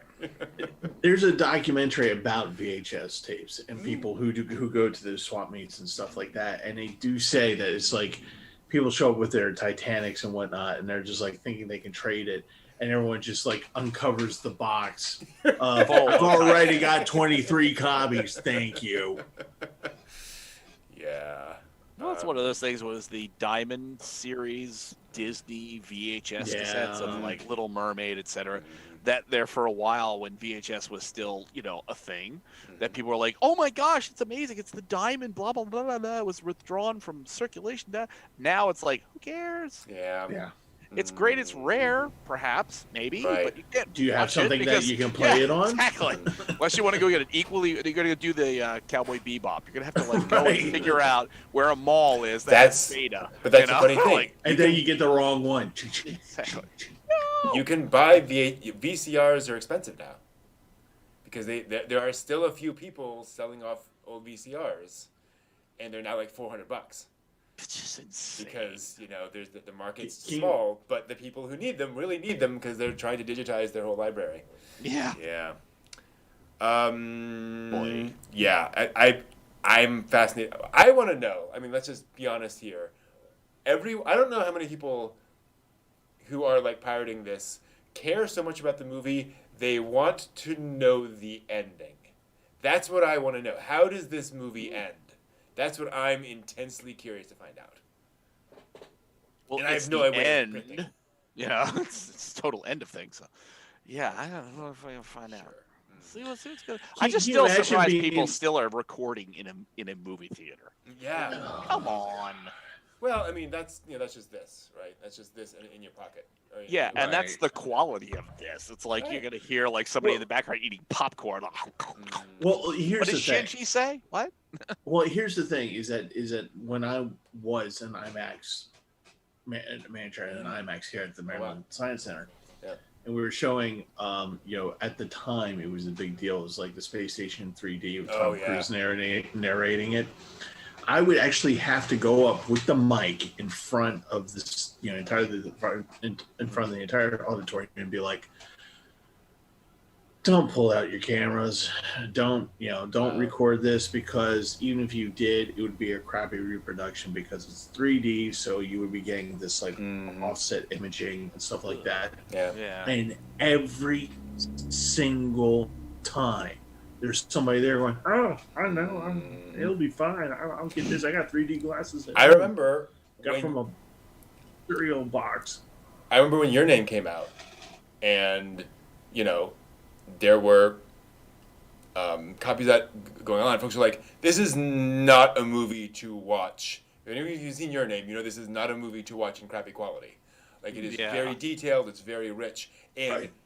even so, you should have seen the torrent numbers on that movie. It was insane. People didn't care because they wanted to be part of the experience. They wanted to be able to talk about the thing that everyone's talking about, even if they're getting that that degraded quality. Yeah. Yeah, like It's terrible nature. quality. Like I saw the thing. Did you FOMO. notice such and such? I saw there were characters. It's FOMO, Like, right? There was movement, blobs of things moving around. We'll see. like all those people in the 70s would like see Cheap Trick or something, and they'd have their 110 camera with the flash cube on it, like 3,000 miles away, be like, "Oh, I got the picture." No, you didn't. Technically, there's things out there, but you didn't do the thing that you thought you were doing, did you? Like, How many in Chatland know what a 110 is? yeah. Thank you, Steve. Moving along. Your reminder. to some Studio Ghibli news. UK magazine Sight and Sound published an interview with Studio Ghibli producer Toshio Suzuki in its April issue. In the interview, he confirmed that Hayao Miyazaki's next feature film, How Do You Live, has about half of its animation finished. That does not mean half done, just half of the actual animation is finished. Though he does not expect the film to release for another 3 years. Wow. So it's still in the oven, still cooking. It's on its way. The interview also revealed that Miyazaki had wanted to direct Earwig and the Witch himself in CG. But Suzuki went on to say that he persuaded Goro Miyazaki to use to actually use 3D CG instead of cell shading, as he did in Rania. More on that in a second. He explained that with both Miyazaki working on separate films at the same time, the studio found itself split into two camps, Team Hayao and Team Goro. And Suzuki said that he himself felt that Team Goro was better, as it had younger and more talented people on the team, and was more international. Wow. Suzuki also added that he agrees with Goro Miyazaki's previous statement that the studio should continue making both traditional hand-drawn 2D films and 3D CG films, and do both of those moving forward. Now, before anyone torches Suzuki's house, Suzuki's speaking as a producer, right? It is his job to keep Studio Ghibli going. Hayao Miyazaki, love him to death, is not interested in, has never been interested in commercialization, never been interested in keeping this going. It sounds like Goro is making films that have a chance of keeping the studio going, basically. Being profitable. Being profitable, exactly. Yeah. And again, for clarity, Suzuki has had to jump through lots of hoops to make Miyazaki's movies get out there, be marketable, be understandable, and so forth. Yeah. And so, also it should be pointed out, when Suzuki says, "I'm the one who told him to do CGI," I personally believe that is Suzuki falling on his sword to take the blame away from Goro. Goro didn't decide to use CG. I decided to use CG. I made him do it. And so if you don't like the CG in the movie, it's not his fault. Because that's what a producer does. Okay. I personally think that. Again, but that's my view on this. Yeah. I just think it's such an interesting opinion on Goro and his team versus Yeah, I know, right? versus his father. Yeah. Oh boy. I would not want to be Suzuki in the middle of that fight. Right. Holy crap. Well, that's the thing.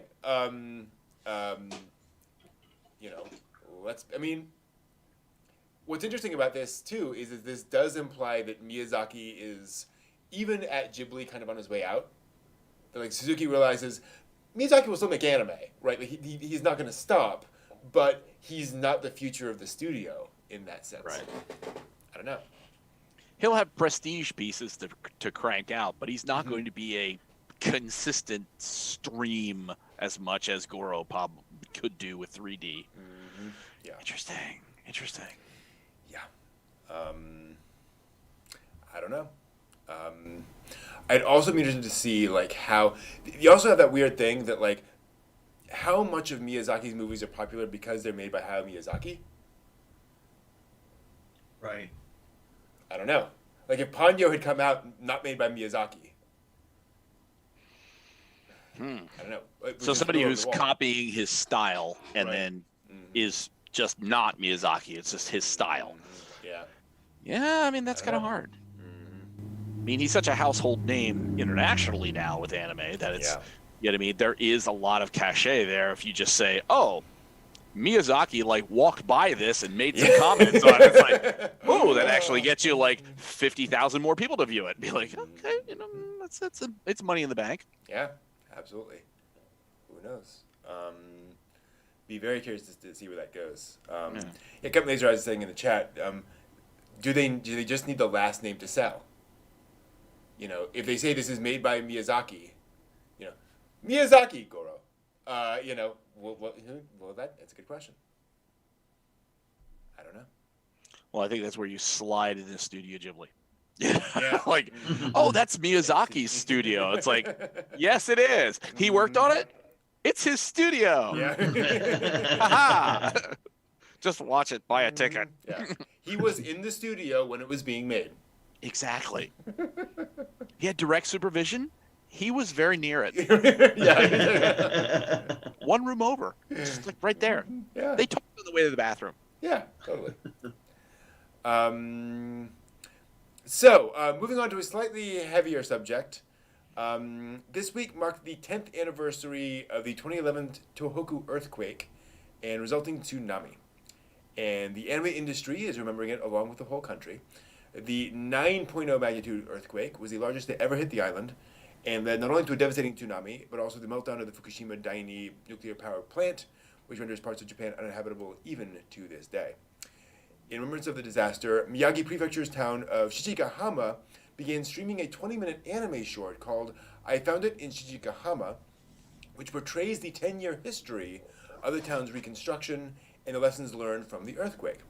The town got together to write and produce the anime with the Jichitai Anime Studio, and staff of the Shichigahama Town Hall played various residents and extras in the anime, which is pretty cool. Cool. Meanwhile, WAO Corporation also announced a new anime project in remembrance called Pointy-Headed Gonta, the story of the two-named dog in the Fukushima disaster, based off a book. It'll be a theatrical anime film set to open sometime next year. The book centers on Gonta the dog and his owners. After Gonta's family is forced to leave him behind in the evacuation, they rally a rescue team to go back and save all the pets that were left behind. Oh, wow. So, sounds like a cute story. Hopefully a happy story, please. I hope so. Sounds like it. Fingers crossed. Yeah. So I don't need poignant moments of animal tragedy, because that just doesn't... Yeah. I ugly cry at those. Nobody likes seeing me ugly cry. Nobody. But yeah, it's neat to see the industry come back in remembrance in this way, like making more things that folks can enjoy and experience. And it's pretty awesome. So I wonder where that animation is going to be available. Yeah, I'll have to look that up. that's a great question. Yeah, that does not sound like something that's going to be like just thrown on TV all the time. Yeah. Yeah, it's not going to be on Crunchyroll probably. It's not going to be on Funimation likely. Mm-hmm. It's Netflix licensed. Come on. It might be. Yeah, it might You be. never know. It wouldn't surprise me. They're buying everything else. Why not? Exactly. Might as well. Let's see here. Moving on to lighter news. A live stream was held this week to celebrate what would have been manga creator Shigeru Mizuki's 99th birthday. During the event, Toei Animation revealed that Mizuki's Akuma-kun manga is inspiring a new anime project. Junichi Sato will serve as chief director for the new anime, who directed the original Akuma-kun TV anime and its two films in 1989 and 1990. Wow. Wow. Yeah.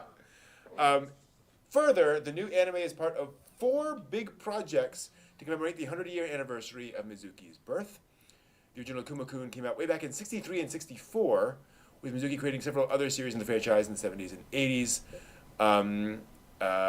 Toei also revealed another of the 4 big projects in the live stream, a film project for the latest Gegege no Kitaro anime. The film is titled Kintaro's Birth, The Mystery of Gegege, and the rather creepy key image features the tagline, "Why was I born?"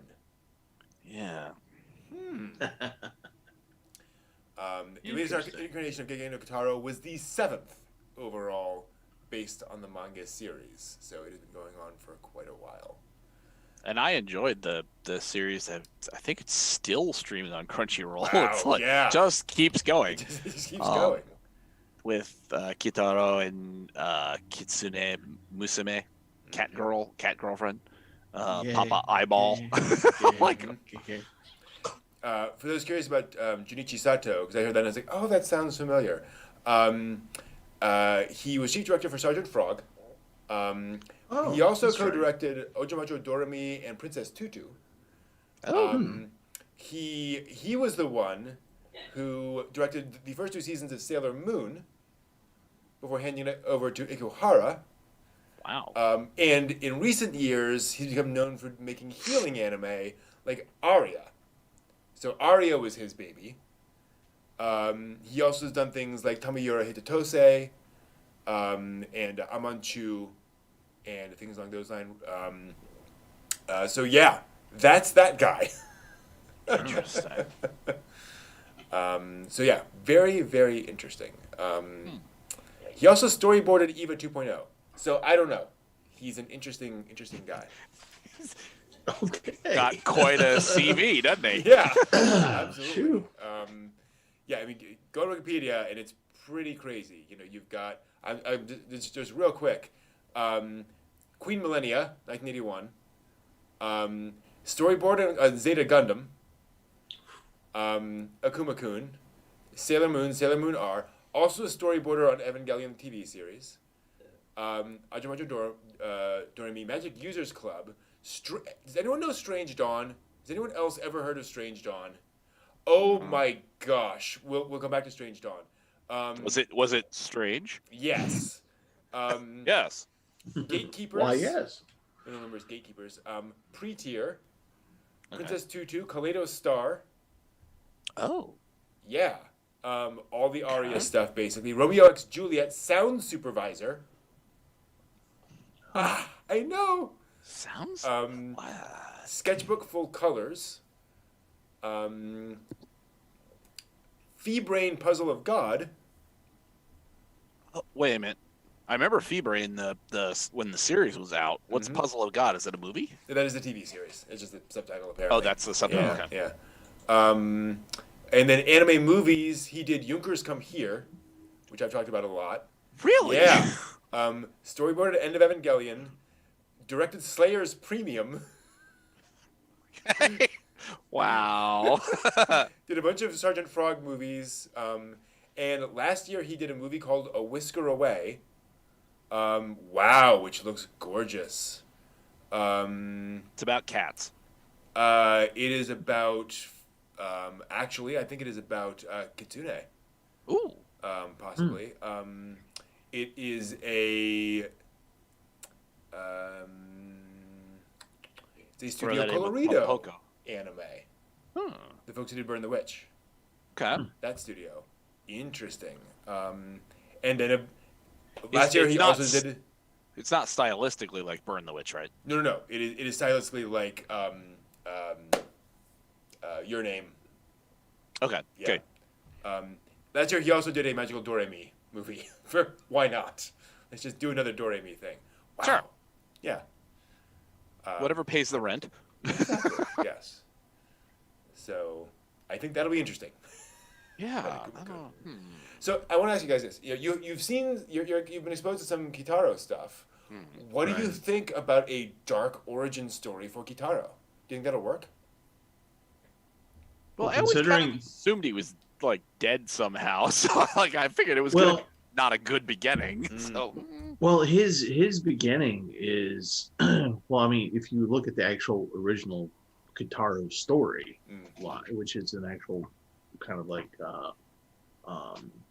yokai story before he made the anime, or before he made the manga, was creepy enough as it was. He was a dead boy in a graveyard, and would come up. And some of the original, actually, the original when he did the original manga the first time round, it's really very gothic horror type stuff, and it's very not what you see today. Not the friendly, guitar with the hair over one eye. It's literally like a boy, like with the striped shirt, like crawling out of the kind of thing.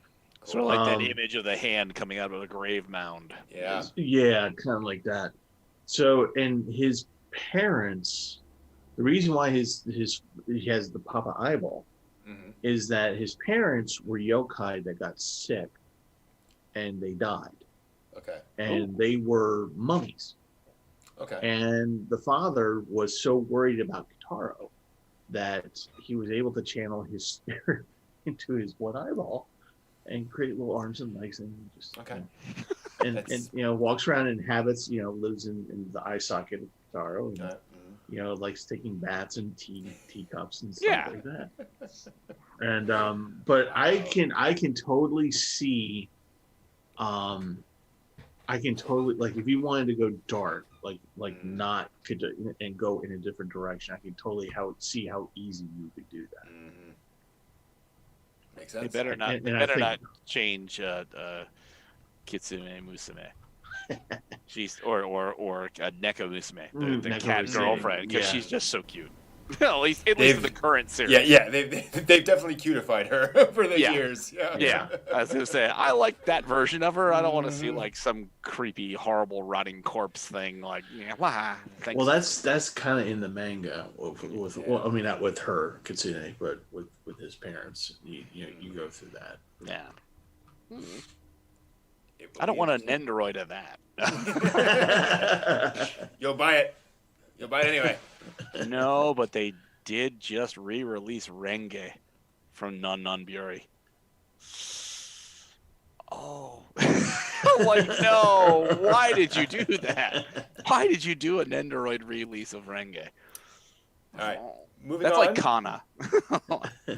Moving on to more new anime announcements. The official Twitter account for Koro Yamazaki's The Ancient Magus' Bride manga revealed this week that the manga is inspiring another new anime project, which will begin with a 3-episode original anime disc series titled The Ancient Magus' Bride, The Boy from the West, and the Night of the Mountain Haze.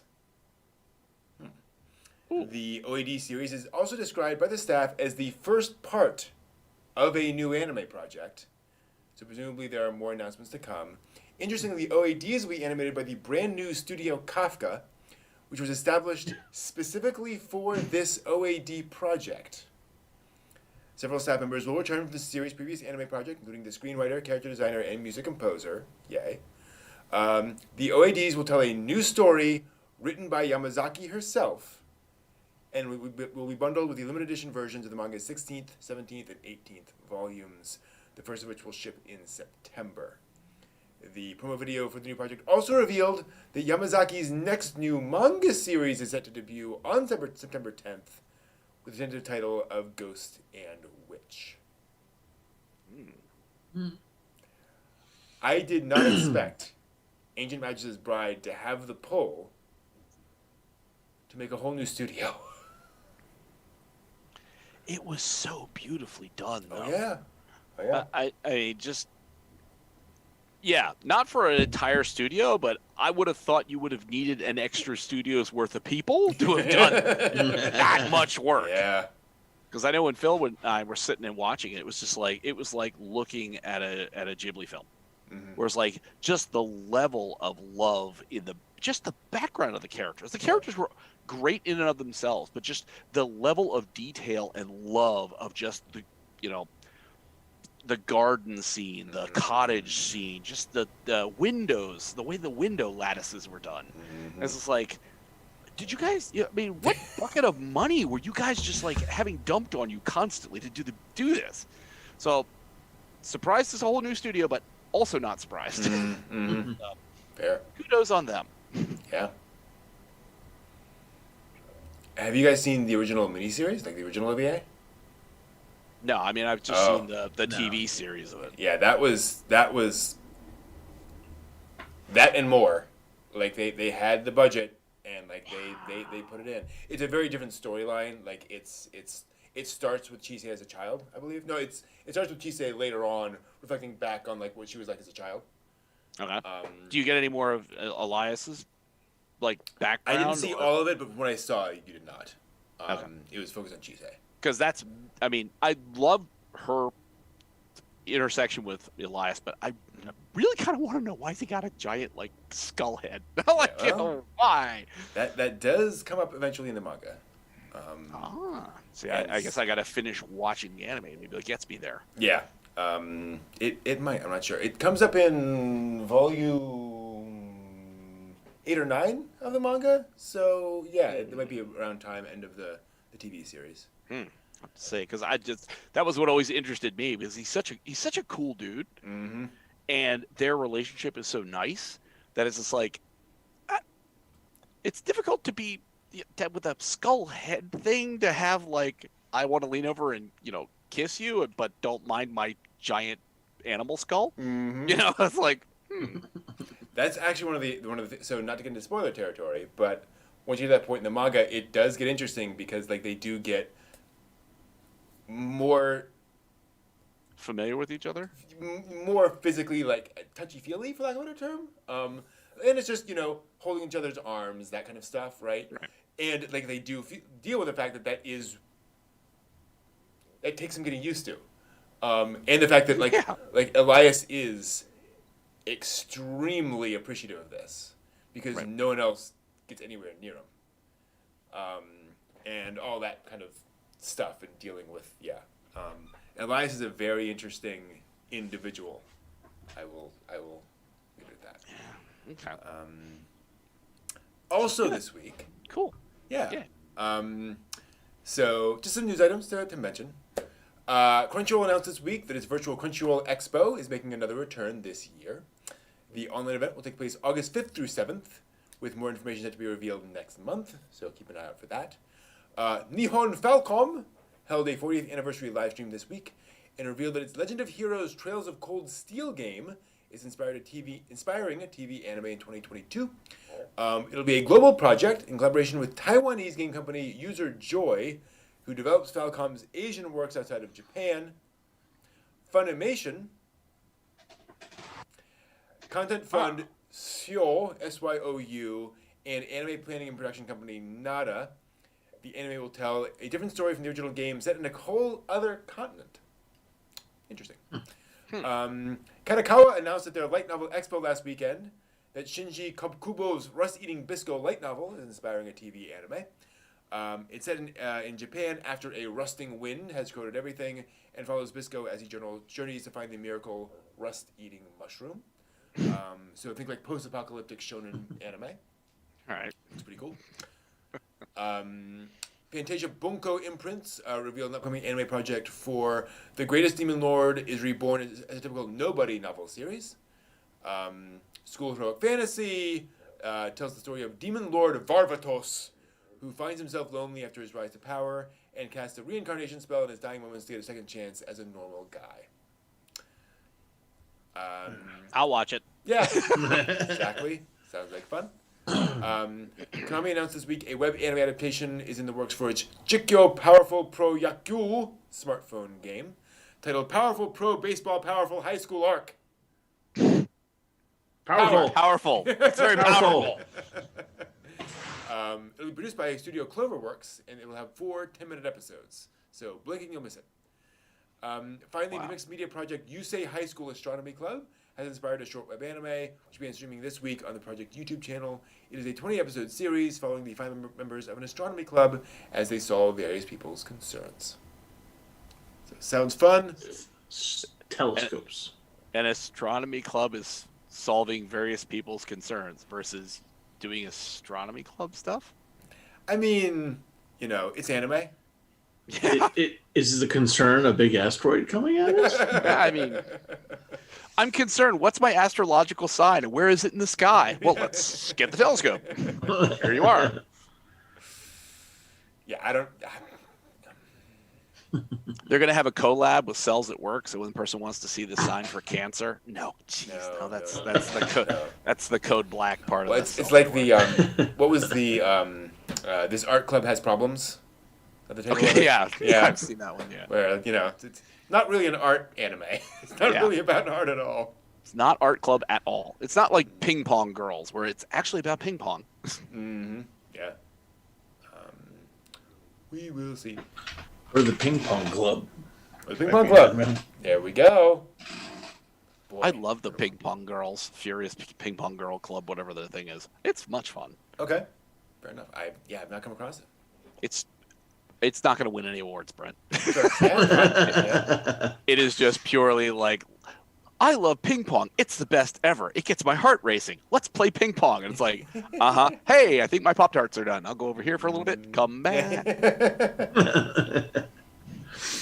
Yeah, exactly. And since I'm not listening to it dubbed, when I walk away, I don't know what's going on. I just hear Japanese. Mm-hmm. Then I come back, and it really didn't matter.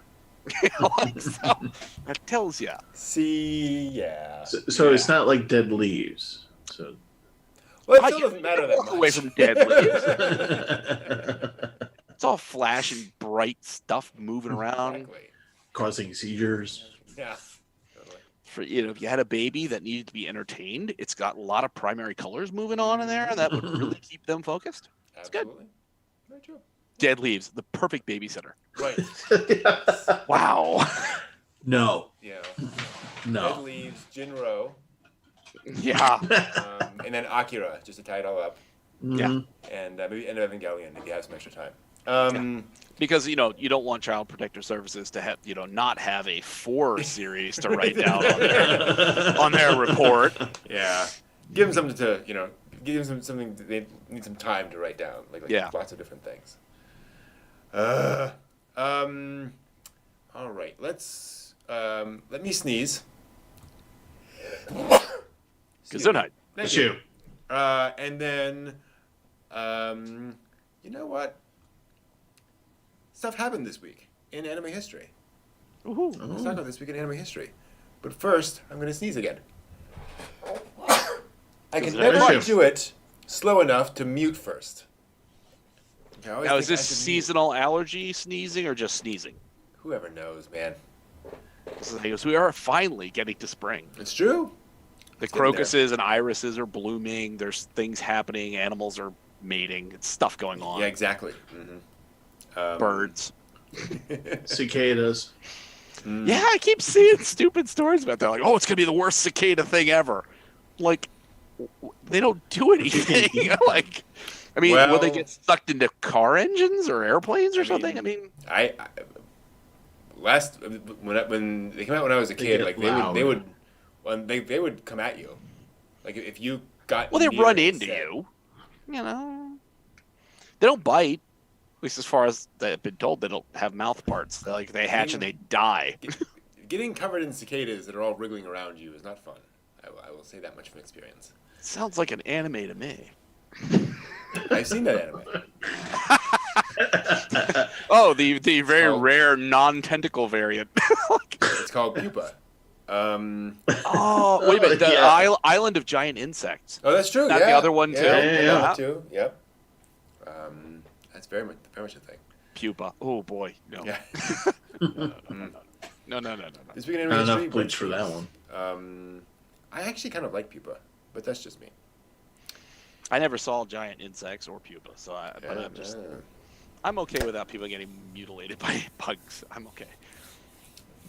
Awesome. Welcome to This Week in Anime History, where I talk about things that happened this week in anime history.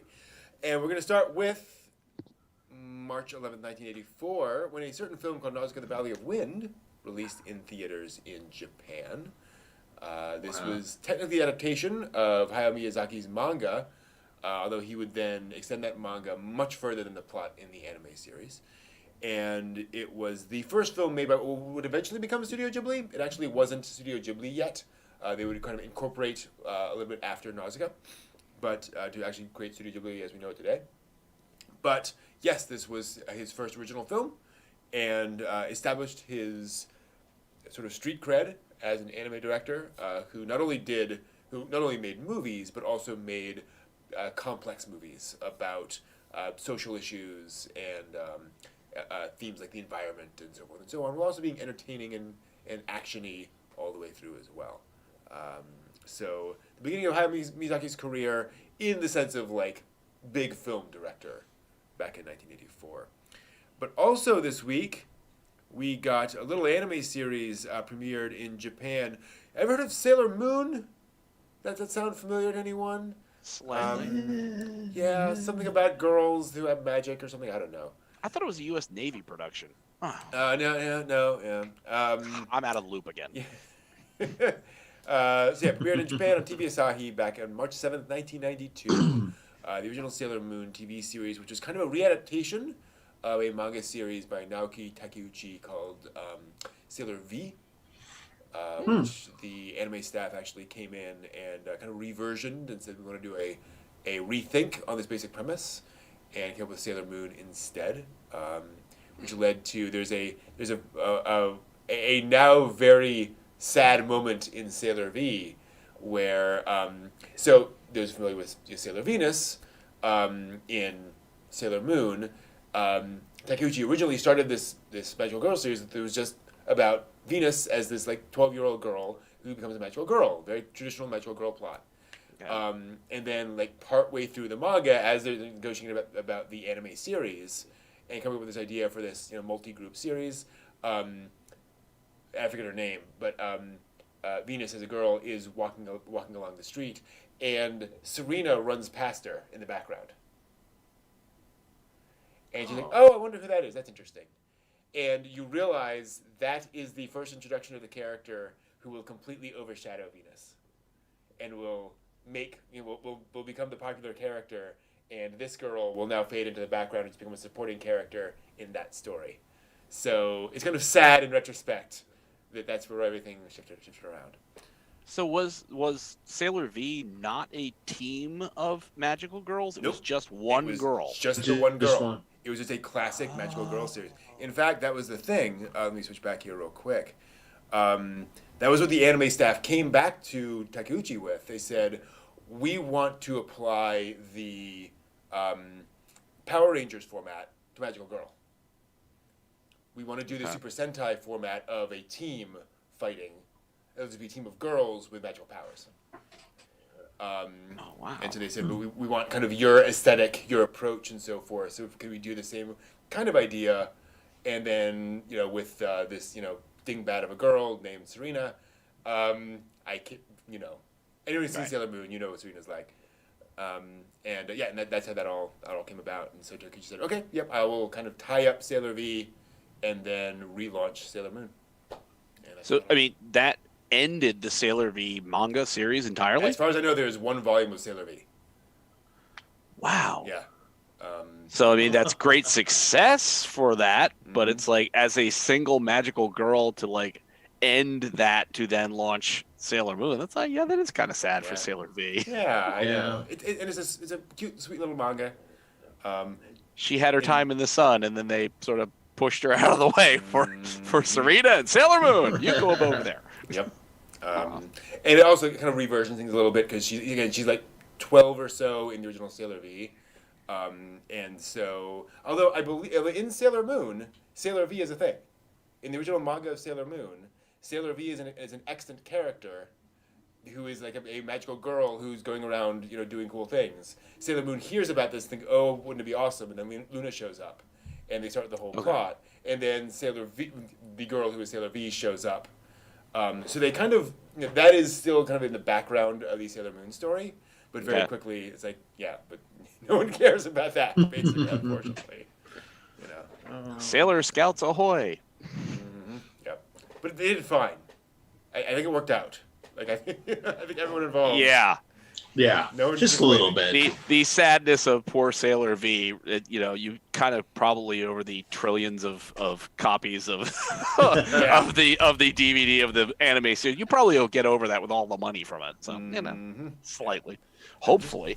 Let's put it that. Wait a minute, let me correct that. Hopefully you'll get over it, depending on what their cut was. Exactly. And I was wrong.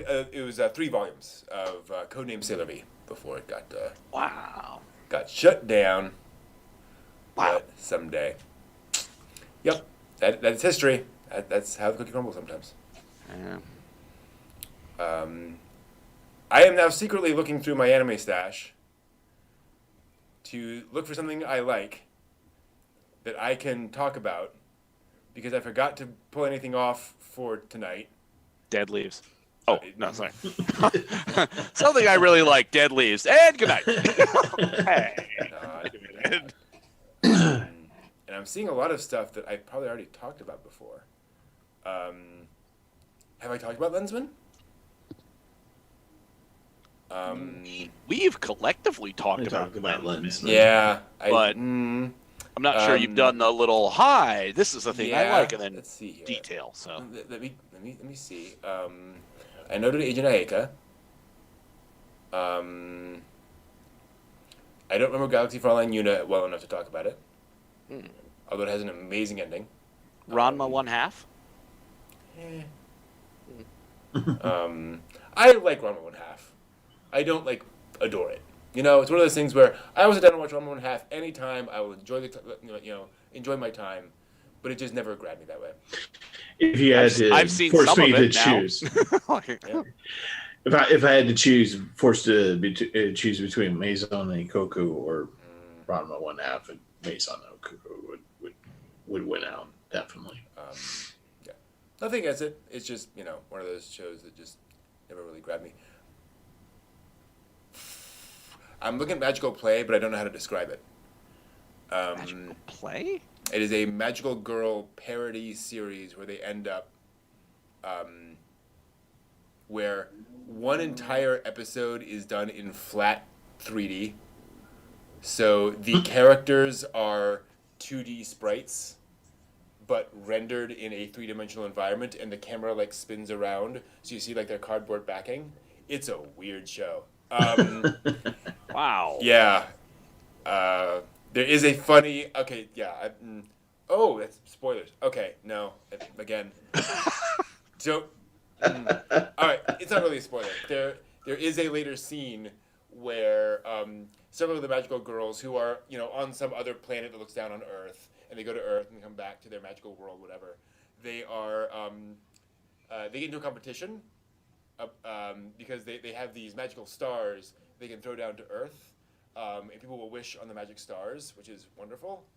And so they start throwing magical stars, and then the other magical girl starts getting competitive and throwing them faster, and she starts throwing them faster, and they start throwing them faster, and it cuts down to Earth, and it is being constantly bombarded by stars from heaven, and it's this massive apocalypse as Earth is being completely annihilated by all these stars getting thrown down.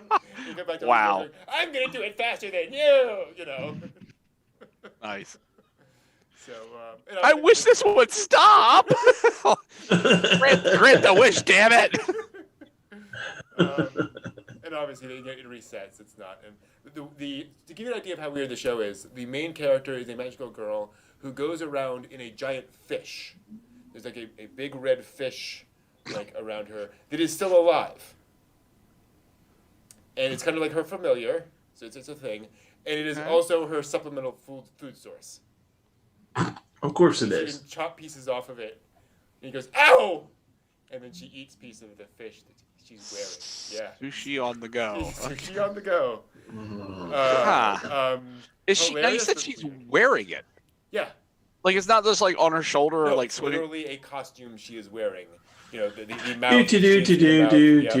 Do saying Dooku knife cut off a slice. Yep. Yep. I'm still hungry. show. Please, God, no! No. So it's Kuma Bear, except instead of a bear suit, it's a fish suit. Right. Exactly. It's alive. Yep. Mm-hmm. I think fish. It is literally a fish. if you liked it, this bears some description. It just sounds insane. But that's the problem. I can't. Yeah. I don't even explain it. Not Burn Up W because that's terrible. How about gravitation?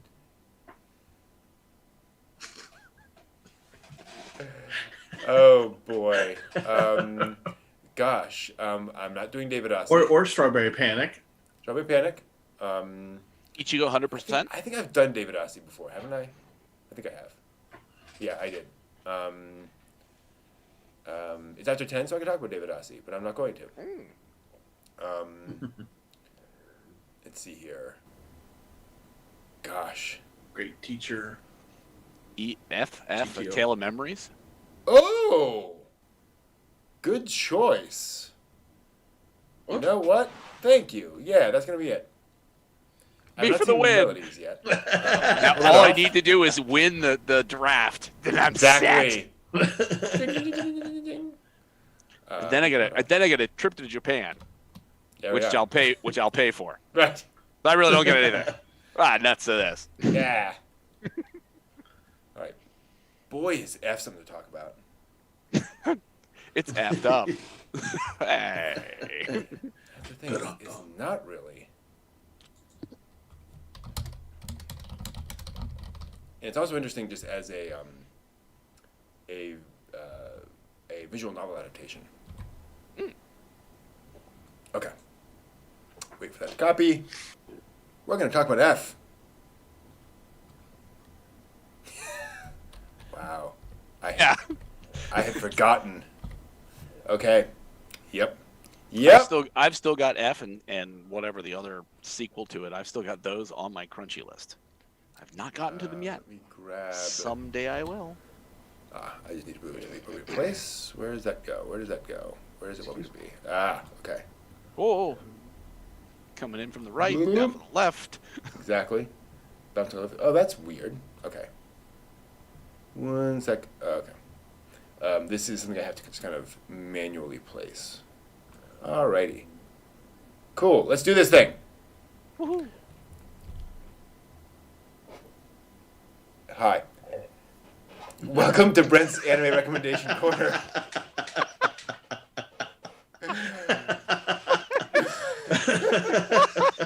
I can't even explain. Welcome to the Anime Recommendation Corner, where I talk about anime I love, and I'm going to talk about After Memories.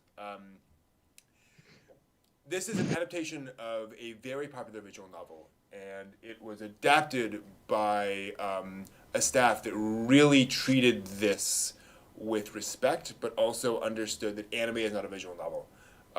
It was directed by Akiyuki Shinbo, who's done a bunch of other really interesting stuff visually. And so this is an adaptation of this romance visual novel, but that manages to do some interesting things. So one of the things it does is it splits the protagonist. The protagonist is now two people.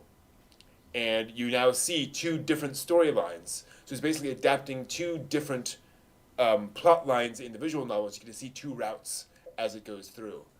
And you get to see the routes of a whole bunch of characters. And Memories is about a variety of things. It's about how we treat people. It's about how relationships grow over time. And it's about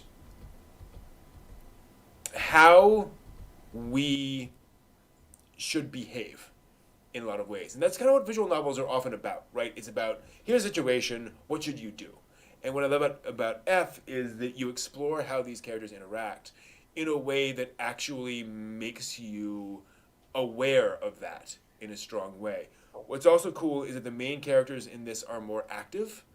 A lot of visual novel, basically harem anime protagonists are pretty, back there. They're kind of not doing a lot. But as this story goes along, the main characters do have to do stuff and do have to be more active in their stories, and I really appreciate that. It's also got this very interesting approach to framing. You've seen other Shinbo works, Bakemonogatari, there's other works. Nisekoi. Yep, things are not framed the way you're used to. All that is deliberate. Yeah. It's all very intentional. This is not as strong as all of that, though. So there is visual flair here. There is kind of that flat element of it, but it's not quite as I don't want to say over the top, but not quite as strong as you'll see in some of his other works. And I just love this show because it does a good job of mixing that style with not just a romance story, but a story of characters learning more about each other, understanding them. It should be explained that F is very much a crying game storyline, right? You're introduced to characters, you're curious about what's going on, and then their horrible, tragic backstories are revealed. It's not quite that, crazy in this. There's some sadness in there, definitely. Very much so with some of the characters. But that is the formula here, right? You're gonna understand what's going on and then discover kind of the character's damage and then move on from there. What also really impresses me, this series has one of my favorite moments of romantic character interaction I've ever seen in any media. And it does so with two characters who don't end up together. And it is very much about not ending up with everybody. It is a scene that is focused on the idea that when you choose one person, you don't choose somebody else. And what are the consequences of that? Which is such a thing that most anime ignore. And I love that this show just deals with that straight on. That is a consequence of these things. If you're curious, there's Ever Tale of Memories and Ever Tale of Melodies. Melodies is the second season, which adapts two other plot arcs of the original video game. So between these two stories, you're getting basically 4 different routes, girl routes, basically throughout this. This is 2 of those throughout this. And as I understand it, I have not seen Melodies all the way through, just the first episode. You get a bit more backstory in season 2. Season 1 is more just kind of these 2 characters. It is very much an anime of its time, in the sense that budgets were not high at this point in anime. And so they do a lot with it, but just be aware. You're not going to get that flashy, amazing running scenes kind of stuff you get from the kind of animation, stuff like that. But this is an anime that really, really impressed me at the time for how much it was able to do. The visuals it's able to pull together, and the themes it kind of works through. This is staff working at a high level and shooting high in their anime. And it really works for me. It's really an impressive piece of anime.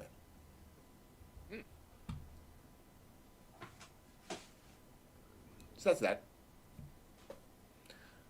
Melodies opens with an episode where much of the conversation of the episode hinges on what kinds of pronouns are being used by the characters. Yeah. Wow. Okay. In the same kind of context of like the current 21st century discussion of pronouns, or No, in the sense that is the main character referring to himself using colloquial terms for yourself, traditionally formal pronouns for yourself, things along that line. What is the language a character is using? Okay, so watashi wa versus ore wa versus boku wa. Yes, exactly. Okay. Yeah. Okay, I got you. And the fact that, like, at the end of the episode, somebody says, "You know what? You haven't used this pronoun for yourself yet." Interesting. And that is revelatory about the character. Interesting. And it's not about like male female specifically. It's about like how the character sees themselves. Right. Yeah.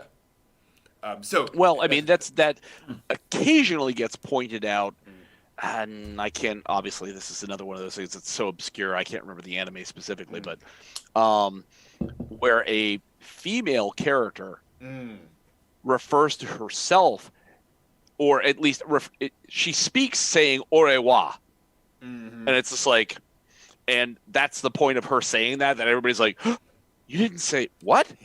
How?" But you know what I mean? It's like, so I kind of, I get where that is, that using that personal pronoun is like, where are you getting with that? Yeah. What are you doing with it? Exactly. And I was thinking that when you choose someone and you don't choose another, the first thing that popped in my mind was School Days. Okay. There are consequences when you don't choose. It includes getting your head cut off. Yeah, not quite No spoilers. that strong. Yeah, but that was what it means. Hold on. That's what in you my say mind. I'm like, no spoilers. Right after you say your head gets chopped off. I That didn't sounds say like a spoiler who. to me. I didn't say when. It could have been like a completely third-party character. And I think by this point in time, School Days has been out long enough that probably there's a fair amount of information filtered around about it. You know. That's true. Amen asks, will Excel Saga Volume 26 or Flame of Recca Volume 29 ever be reprinted? I don't know what's up with Flame of Recca. I very much doubt Excel Saga. No one wants to touch that with a 10-foot pole. Yeah. Just Lord Palazzo. Oh. I do not know who has the rights, though. That is a open question.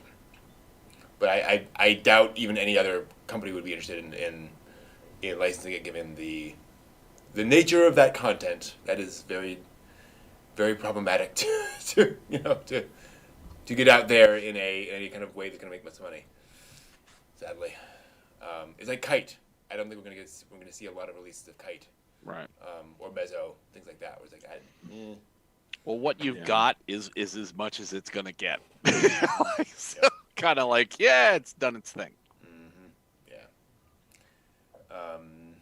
That is an interesting topic, actually. How anime, I wouldn't say evolve over time, but how like some things are easier to like license and release at different times than others, and just some topics Yeah. become like, it's weird. Some stuff gets dropped by the side of the road, and others like pop up again, like Log Horizon after all these years. Right.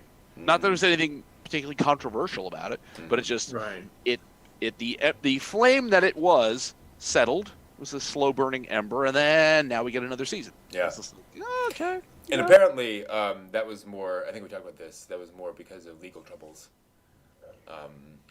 So you know, the interest was still there. They just legally could not for a while. Boy. Yeah, it's great. So the ember was still there. But... So I didn't put this in the news because I don't think it's like newsworthy. But if there are any fans of Rurouni Kenshin out there, they've announced details about the final 2 live-action Rurouni Kenshin movies, and the fact that they are going to adapt Trust and Reflection and the final Inishi storyline as live action, which is notable because like that prequel storyline, the Trust and Betrayal, or Trust and Reflection, whatever, like they're considered like high points of anime when they came out. Like Right. that is one of the great OVAs, and they've said the Inishi ending they're changing. What? They've said we're tweaking some things in that ending, which is really interesting. That because for those there was an anime adaptation of that ending, which is very controversial because of how it ended Right. and how they kind of did all those ending, all the sort of ways that they tied all that together. So I don't know what's going to go in there, but yeah. Kenshin becomes the first galactic space emperor. What? What? Unlikely. Yeah, it's. Kenshin is actually 3 ducks in a man suit. Wow, you guys really went some distance with this. Yeah, no. So that was just an interesting thing for me because those live action adaptations, like if, that is how to do a live action adaptation of anime, like right there. Huh. Well, I'd seen some images of the, I guess what production they were doing of it, and I saw that article. I'm like, this could either be really good or we could be a sci-fi like adaptation kind of thing, Sci-Fi Channel adaptation. Have you seen the live action Kenshin? I have not yet. I've seen the still images of it, and I'm like, it looks like it's pretty okay. I haven't heard anybody howling at the moon, being like, it's awful. They are perfect. I will say it. They are perfect. They're different, obviously, because it's live action and like things Right. don't, they don't adapt exactly the same way. There's things you got to do live action that you Right. Can't do. And just that, that very kinetic animation is very shonen. Yeah. But like, I have no notes. It's like that's how to do it. And even better, without getting into spoilers, there are things where they're like, we're not going to do this because we're not going to do this. And then they end up doing it. Where it's like, thank you for giving us that thing that you were kind of holding it back on, and then it shows up. You're like, yeah. Ooh. Very nice. What's that available on? What platform? I have no idea. Dang it. Netflix? Maybe. Maybe. That's actually a good question. I will also say That is one anime series I don't know very well. yeah, it is worth the time. Yes, Let's see here. thanks to Toonami, I've seen bits and pieces of Genshin over years. Yeah. I am not seeing an obvious availability Source for the live action. thing. Yeah, I will also say, obviously lots of news and such, but no, like, here's where to watch this. I also, looks like Amazon Prime Video may have it. Oh, Yes, they do. well. So there we Okay. go. The last Kenshin live action film that is out there has what might be as a fan of Hong Kong action and samurai movies, my favorite live-action sword fight of all time. Really? It's just that good. It's just like, wow, Damn. dudes. And obviously you could argue back and forth about the thoughts of different aspects, but I watched that and I was like, hey, this is what I want in one of these sword fights. Like, Wow. Yeah, very impressive. So there was budget on the live action. Yes, very Okay. much so. It works. Good. Now, would that could you classify that as being something that would fit into the here's an anime I like? Even though it's not, yeah. it's a live action adaptation of an anime you like. So Yeah. I don't know. I wouldn't tune out if you did a review. Yeah. I'd watch it. Fair. Yeah, that's a good point. I might write a little thing on that. Speaking of which, if you like Naruto, there's a live action film called Shinobi. That is basically a Naruto storyline. It is very much the Naruto sort of concept of ninjas running around real fast and throwing shuriken and so forth, done as a live action movie, and it's just Trying to run into Area 51. Yeah. So yeah, if you're looking for a good live action Naruto movie, that's as close as we have right now, I would say. Good. Now, did you say good? Is in like is it watchably okay? Because I thought I remember. Well, I thought I remember reading something that said the Dragon Ball Z live action something or other was just like, yeah. I'm waving you off. I don't know. I just saw something that like showed an image of somebody and they're like, this could be the poorest choice of doing a live action adaptation ever. I was like, okay, I won't watch that then, I guess. Just don't. The answer is no. I've watched the Korean live action adaptation of Dragon Ball. And? Made in like 1995.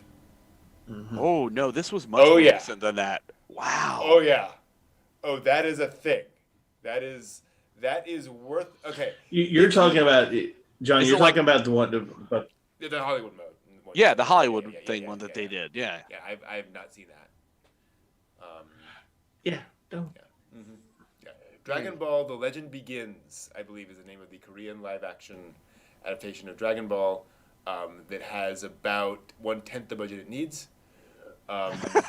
It's glorious. If you like bad movies, this is one of those gloriously cheesy bad movies. Like, you will be entertained thoroughly the entire time by how ridiculous and cheesy and silly it is, because everyone involved knows how ridiculous and silly and cheesy it is. Is this like a mystery science kind of thing? Go. Yep. I think Joe loves it cracking is movies. very much a mystery science movie. Yes. Wow. Exactly that. Wow. So I enjoyed it as that, but not as like a. So the Naruto Shinobi one wasn't anything like that then necessarily. Okay, good. Well, that's always a bonus. It's not the live action Sailor Moon film or TV show. Oh. Or is it on that level?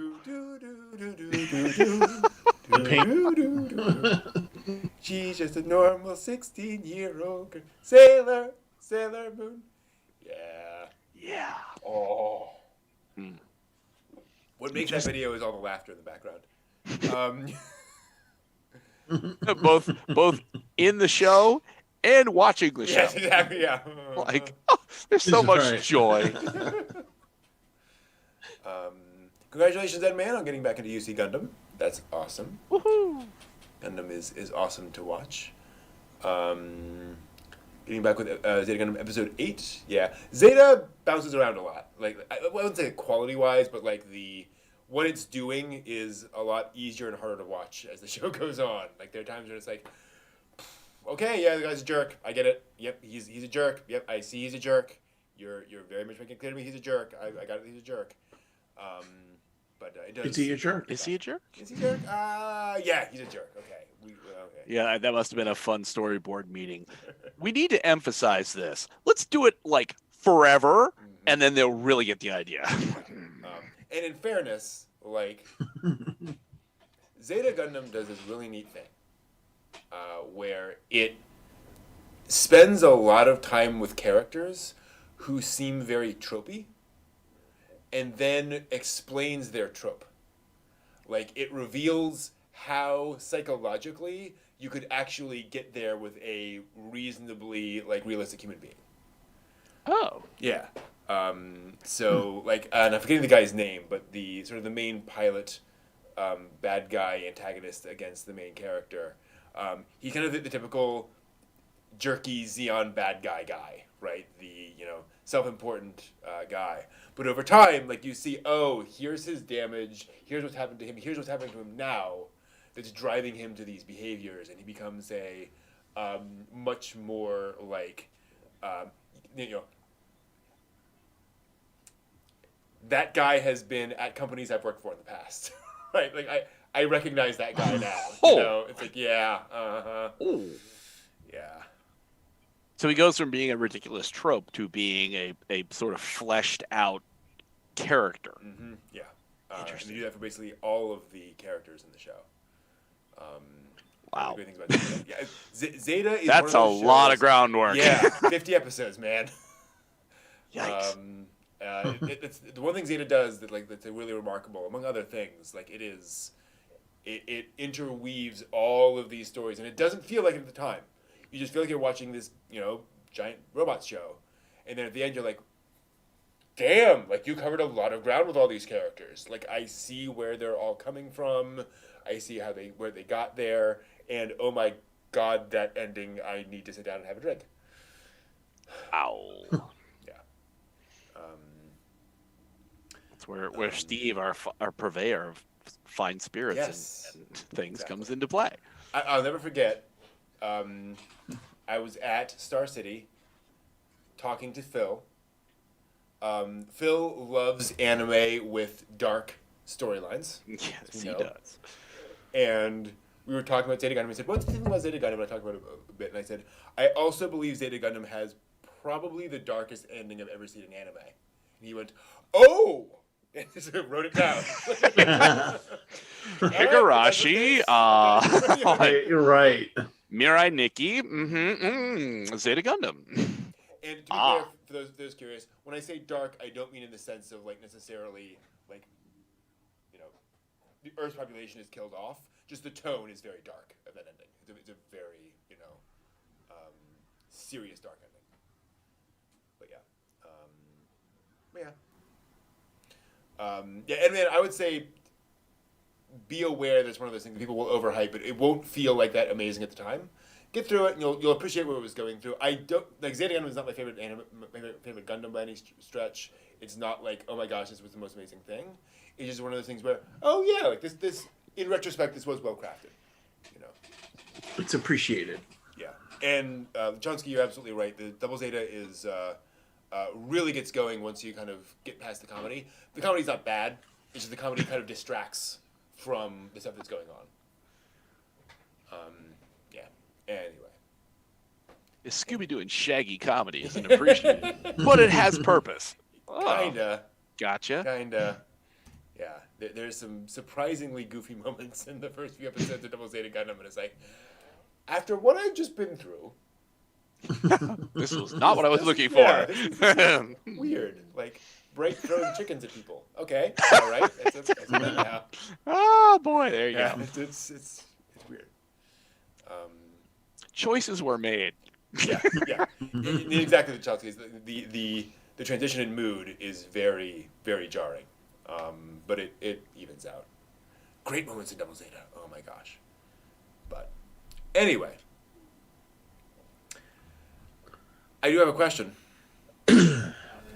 What did we learn on the show tonight, Brent? Tonight, Brent. Perfect, as always. Boy, what did I learn tonight? I learned I can talk about anime forever. I learned I am terrible at figuring out what anime is going to be popular. We don't know that. Well, true. We You that, beat the the proof pants off will of be us. in the pudding in the Yeah, next that's a good several point. months. So Yeah. that, although that might be a particularly prescient sentence, that will come Find back out. to be like, hey, let's rewind. Okay, so we have that. I learned that I'm particularly good at predicting anime. I've learned that sometimes I can predict it pretty well, and sometimes I get some things wrong. There, now I can go back and pull that clip Flips. out and show it. And then you're gonna leave Steve and I looking like chumps, be like, "Oh yes, our selections were great." Be like, "You guys were idiots." Be like, "Oh, post production, you made us look stupid." Although I do that to myself all the time. So. No, I don't need post production for that. I learned that Evangelion is going to have a tough slog. It's got a lot of ground to cover if it's going to beat the Mugen Train. So let's see how that rolls.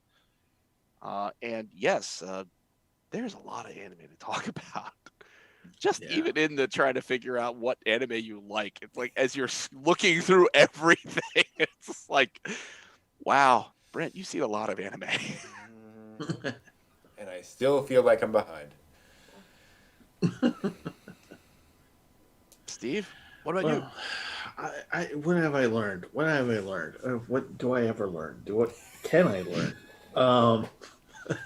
You can teach an old dog new tricks. Steve. If you drink enough, alcoholism will cure all problems. No, wow, don't take that as a message, kids. Kids, no. Yeah. Chatland, no. Bad This is advice, not going to be bad the advice. more you know banner that comes up over you. No. No. What I learned is that yes, we can talk forever about anime because one will lead into the other, to the other, to the other, to the other. And yes, we will still be behind because there'll still be more for, the production companies are going, oh, yeah, come on, boys, catch up. Mm-hmm. So, yes, we can learn all about, or, we can talk about anime all the time. I've also learned that Dead Leaves is about as deep as a drained kiddie pool.